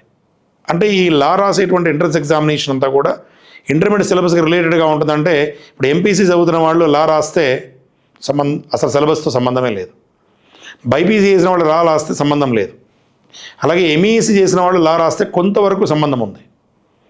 అంటే ఇప్పుడు ఉన్నటువంటి ఎంట్రన్స్ ఎగ్జామ్స్కి ఒక ఎంబీఏ ఎంట్రన్స్ ఎగ్జామ్ రాస్తారు, ఎంబీఏ బీబీఏ ఎంట్రన్స్ ఎగ్జామ్. అంటే ఎంబీఏ ఎంట్రన్స్ ఎగ్జామ్ రాసేటప్పుడు ఉన్నటువంటి సిలబస్, అక్కడ ఉండేటువంటి సిలబస్కి, ఇక్కడ ఇంటర్మీడియట్లో చదువుతున్న సిలబస్కి, డిగ్రీలో చదువుతున్న సిలబస్కి సంబంధమే లేదు. ఓకే, రకరకాలుగా వేరుగా ఉంటుంది. అంటే ఇలాగా ఈ ఎడ్యుకేషన్ సిస్టంలో కొన్ని ఎంట్రన్స్ ఎగ్జామ్స్కి, కొన్ని కోర్సెస్కి సిలబస్తో సంబంధమే ఉండదు. ఓకే, సో ఇప్పుడు ఇంతకుముందు చెప్పాను కదా, 10th క్లాస్ వరకు ఉన్నటువంటి సిలబస్కి, ఇంటర్మీడియట్కి వచ్చినటువంటి సిలబస్కి చాలా వ్యత్యాసం ఉంది, 50% వ్యత్యాసం ఉంది. అంటే స్టూడెంట్స్ అడుగుతున్నారు, సార్ నేను చదువుకోలేదు సార్, 10th క్లాస్ వరకు నాకేం తెలియదు, ఫస్ట్ టైం నేను చదువుతున్నాను. అంటే ఏమవుతుంది కదా అంటే, 10th క్లాస్ వరకు ఉన్నటువంటి సిలబస్ని, ఇంటర్మీడియట్లో ఉన్నటువంటి సిలబస్ని, అలాగే గ్రాడ్యుయేషన్లో ఉన్న సిలబస్ని, పోస్ట్ గ్రాడ్యుయేషన్లో ఉండేటువంటి సిలబస్ని, ఇప్పుడు నేను ఎంఎస్సీ చేశానండి, ఎంఎస్సీ చేశాను, ఎంఏ చేశాను, సో నేను పిహెచ్డి చేశాను, సో అన్నీ కూడా చదివి వచ్చాను. కానీ అక్కడ చదివిన సిలబస్, నేను ఎంఎస్సీలో చదివిన సిలబస్ కానీ, లేదా నేను రీసెర్చ్లో చేసినటువంటి సిలబస్ కానీ, లేదా గ్రాడ్యుయేషన్లో చదివినటువంటి సిలబస్ని కానీ, ఇప్పుడు నేను ఐఐటి పిల్లలకి చెప్పేటువంటి సిలబస్తో సంబంధమే లేదండి, ఎంసెట్ సిలబస్తో సంబంధం లేదు. ఓకే, అంటే డిఫరెంట్ ఎక్స్పీరియన్స్. అంటే నేను ఇన్ని చదివిన తర్వాత నేను మళ్ళీ ఒక 1-2 years కూర్చొని ఈ ఐఐటికి సంబంధించిన సిలబస్, జేఈ మెయిన్స్కి సంబంధించిన సిలబస్, నీట్ సిలబస్ నేను సెపరేట్గా చదువుకోవాలి మళ్ళీ నేను. అంటే సరే ఎంఎస్సీ చేసి వచ్చాను కదా, నేను ఎంఎస్సీ చేస్తే ఎలిజిబుల్ కదా లెక్చరర్కి, you are eligible for lectureship, but you are not fit for IIT teaching, you are not fit for NEET teaching. ఎందుకు అంటే ఆ సిలబస్ వేరు, ఆ level of standard of examination వేరు. అంటే దానికి మళ్ళీ సెపరేట్గా కూర్చొని, అందుకని చాలామంది ఏం చేస్తారో తెలుసా, టీచింగ్ ప్రొఫెషన్కి రావట్లేదు, ఎంఎస్సీ చేసి కూడా టీచింగ్ ప్రొఫెషన్కి రావట్లేదు, సాఫ్ట్వేర్కి వెళ్తున్నారు. ఓకే, సో బీఎడ్ చేసి టీచింగ్ ప్రొఫెషన్కి రావట్లేదు, మళ్ళీ ఇంకో రకంగా వెళ్తున్నారు. ఎందుకు అంటే అక్కడ చదువుకున్నటువంటి సిలబస్ ఏది కూడా ఇక్కడ యూజ్ కావట్లేదు. ఇప్పుడు బీఎడ్ చేసిన వాళ్ళని ప్రైమరీ ఎడ్యుకేషన్కి పంపిస్తారండి, ఓకే, లేదా మామూలుగా మిడిల్ స్కూల్కో హై స్కూల్కో పంపిస్తారండి. సో ఆయన గ్రాడ్యుయేషన్ చేశాడు, బీఎడ్ చేశాడు, బట్ ఆయన ఇక్కడ చెప్పాల్సింది ఏంటంటే 6th క్లాస్కి చెప్పాలి సిలబస్, 6th క్లాస్కి సిలబస్ చెప్పాలి. అంటే 6th క్లాస్కి సిలబస్ చెప్పాల్సినటువంటి స్టాండర్డ్, లేదా ఆయన చదువుకున్నటువంటి హై స్టాండర్డ్ కంపారిజన్ అటువంటి చాలా తక్కువ ఉంటుంది. ఎంట్రన్స్ ఎగ్జామ్ మాత్రం డిఎస్సి రాసే ఎంట్రన్స్ ఎగ్జామ్కి సంబంధం ఉంటుందండి. ఓకే, బట్ అక్కడ చదువుకున్నటువంటి హై లెవెల్ సబ్జెక్ట్ ఇక్కడ యూజ్ కాదు, ఒక యూజ్ కాదు. దానివల్ల ఏమవుతుంది కదా అంటే, టీచర్ ప్రొఫెషన్కి రావడానికి కొంత ఇబ్బంది పడుతున్నారు. ఇప్పుడు నేను క్లాస్లో టీచింగ్ చేస్తూ నేను అడుగుతున్నాను, పిల్లల్ని అడుగుతున్నాను, how many are interested to come to the teaching profession అంటే 60 స్టూడెంట్స్లో హ్యాండ్ రైజ్ చేసేవాళ్ళు ఒక 5 కూడా ఉండరు. అంటే 60 స్టూడెంట్స్లో టీచింగ్ ప్రొఫెషన్కి ఇంట్రెస్ట్ లేని వాళ్ళు ఓకే చాలామంది ఉన్నారండి. షాక్ అన్నమాట. నేను అప్పుడు అడుగుతాను, నువ్వు రేపు ఎంబీబీఎస్కి వెళ్తావు, ఎవరు టీచింగ్ చేయాలి? టీచర్. నువ్వు బీటెక్కి వెళ్తావు, ఎవరు టీచింగ్ చేయాలి? టీచర్. మరి అక్కడ బీటెక్ చేసిన వాళ్ళు టీచర్ కాలేదా? అక్కడ ఎంబీబీఎస్ చేసిన వాళ్ళు టీచర్ కాలేదా? సో ఐఏఎస్కి వెళ్తావు, యూపీఎస్సీకి వెళ్తావు, సో అక్కడ టీచింగ్ ఎవరు చేయాలి? అంటే ఒక పోస్ట్ గ్రాడ్యుయేషన్ చేసిన వాళ్ళు, ఒక రీసెర్చ్ చేసిన వాళ్ళు, లేదా ఐఏఎస్ ఐపీఎస్ ఎక్స్పీరియన్స్డ్ పీపుల్ వచ్చే కదా టీచింగ్ చేసేది. అంటే మీరు టీచింగ్ ప్రొఫెషన్ని అంత చులకన ఎందుకు చూస్తున్నారు? టీచింగ్ ప్రొఫెషన్ అంతా ఎందుకు అంత డిగ్రేడ్ చేస్తున్నారు మీరు? అంటే ఎక్కడికి వెళ్ళినా, ఏ స్థాయికి వెళ్ళినా కానీ ఒక ట్రైనింగ్ క్లాస్ కండక్ట్ చేసేటువంటి వాళ్ళు టీచర్. కాబట్టి టీచింగ్ ప్రొఫెషన్ని డిగ్రేడ్ చేయకండి. సో సబ్జెక్ట్ని డెవలప్ చేసుకోండి. అది ఏ లెవెల్ అయినా కావచ్చు, ఏ స్థాయి అయినా కావచ్చు. సో కాబట్టి టీచింగ్ అనేటువంటిది ఓకే ఒక స్కూల్ స్థాయి కావచ్చు, కాలేజ్ స్థాయి కావచ్చు, యూనివర్సిటీ లెవెల్ స్థాయి కావచ్చు. బట్ ఇక్కడ చెప్తున్నటువంటి సిలబస్కి, ఈ టీచింగ్ చెప్తున్నటువంటి సిలబస్కి, వాళ్ళు చదువుకున్న చదువుకి సంబంధం ఉండకపోవచ్చు. మైట్ బి ఉండొచ్చు, ఉండకపోవచ్చు. ఓకే, కానీ మీరు అడిగినటువంటి క్వశ్చన్కి మెయిన్ ఏంటంటే 50% మాత్రమే రిలేటెడ్గా ఉంది, 50% రిలేటెడ్గా లేదు. కానీ సిస్టమ్ మారాలి. అది నేనైతే ఇప్పుడు మారుతుంది అనుకోవట్లేదు. ఎందుకంటే కాంపిటీషన్ పెరుగుతుంది డే బై డే. పిల్లలు దేనైనా ఈజీగా తీసుకోగలుగుతున్నారు. ఇప్పుడు మీరు అన్నట్టుగా ఇంటర్నెటే పెద్ద కారణం అది. ఓకే, అన్ని రకాలుగా ఫెసిలిటీస్ వచ్చాయి కాబట్టి అది పెద్ద ఇబ్బంది కావట్లేదు. సో కాబట్టి సిలబస్ ఏదైనా కానీ పిల్లలు ఈజీగా దాన్ని తీసుకొని చేయగలుగుతున్నారు కాబట్టి దాన్ని అంత పెద్ద మనం ప్రయారిటీ కింద తీసుకోవాల్సిన అవసరం లేదు. ఓకే సార్, సో ఒక ర్యాపిడ్ ఫైర్ రౌండ్ ఆడదాము. So one subject you hated as a student. Yeah, when I am coming to my hate subject is also physics. So in my life, from the childhood, so I hate the physics. In the school or in the college level, in the intermediate college level or in the graduation level. So that hate subject, generally it's a difficult subject only, but my personal opinion, okay, it's my hate subject. But then I started development or growth or hard work and with great commitment. So I started my work towards the physics only, towards my hate subject only. So today, okay, I am teaching physics. My favorite subject is physics now. Okay, my total life depends on physics. So because of previously it was my hate subject, now it's my favorite subject. But it's not only for me. Generally, this in the student community also, the students who are okay taking very hard from their childhood, so they will work hard for that and they will gain it, so that will become favorite for them. It's my opinion. So today students in one word ఏం describe చేస్తారు? Students are very smart now. Yes. So one habit that help you grow in your career. Confidence levels. Okay, so pen paper or digital notes? Pen paper only. Okay, so your favourite quote in education? Entry from dark to bright. చీకట్లోంచి వెలుతురులోకి రావటం. Okay, so one book every student must read according to you? Yeah, Vivekananda is the best. Vivekananda history. If they read all the Vivekananda books, their lifestyle will change. They'll get everything. All positive only. How to come from negative to positive. How to come from dark to bright. Okay, that is there in the Vivekananda books. So okay sir, we're done with this segment and thank you so much sir. మీ valuable ఎక్స్పీరియన్స్ని share చేసుకున్నారు. ఎడ్యుకేషన్పై మీకున్న పర్స్పెక్టివ్ని అందరితో share చేసుకున్నందుకు thank you so much sir. Thank you, Andy.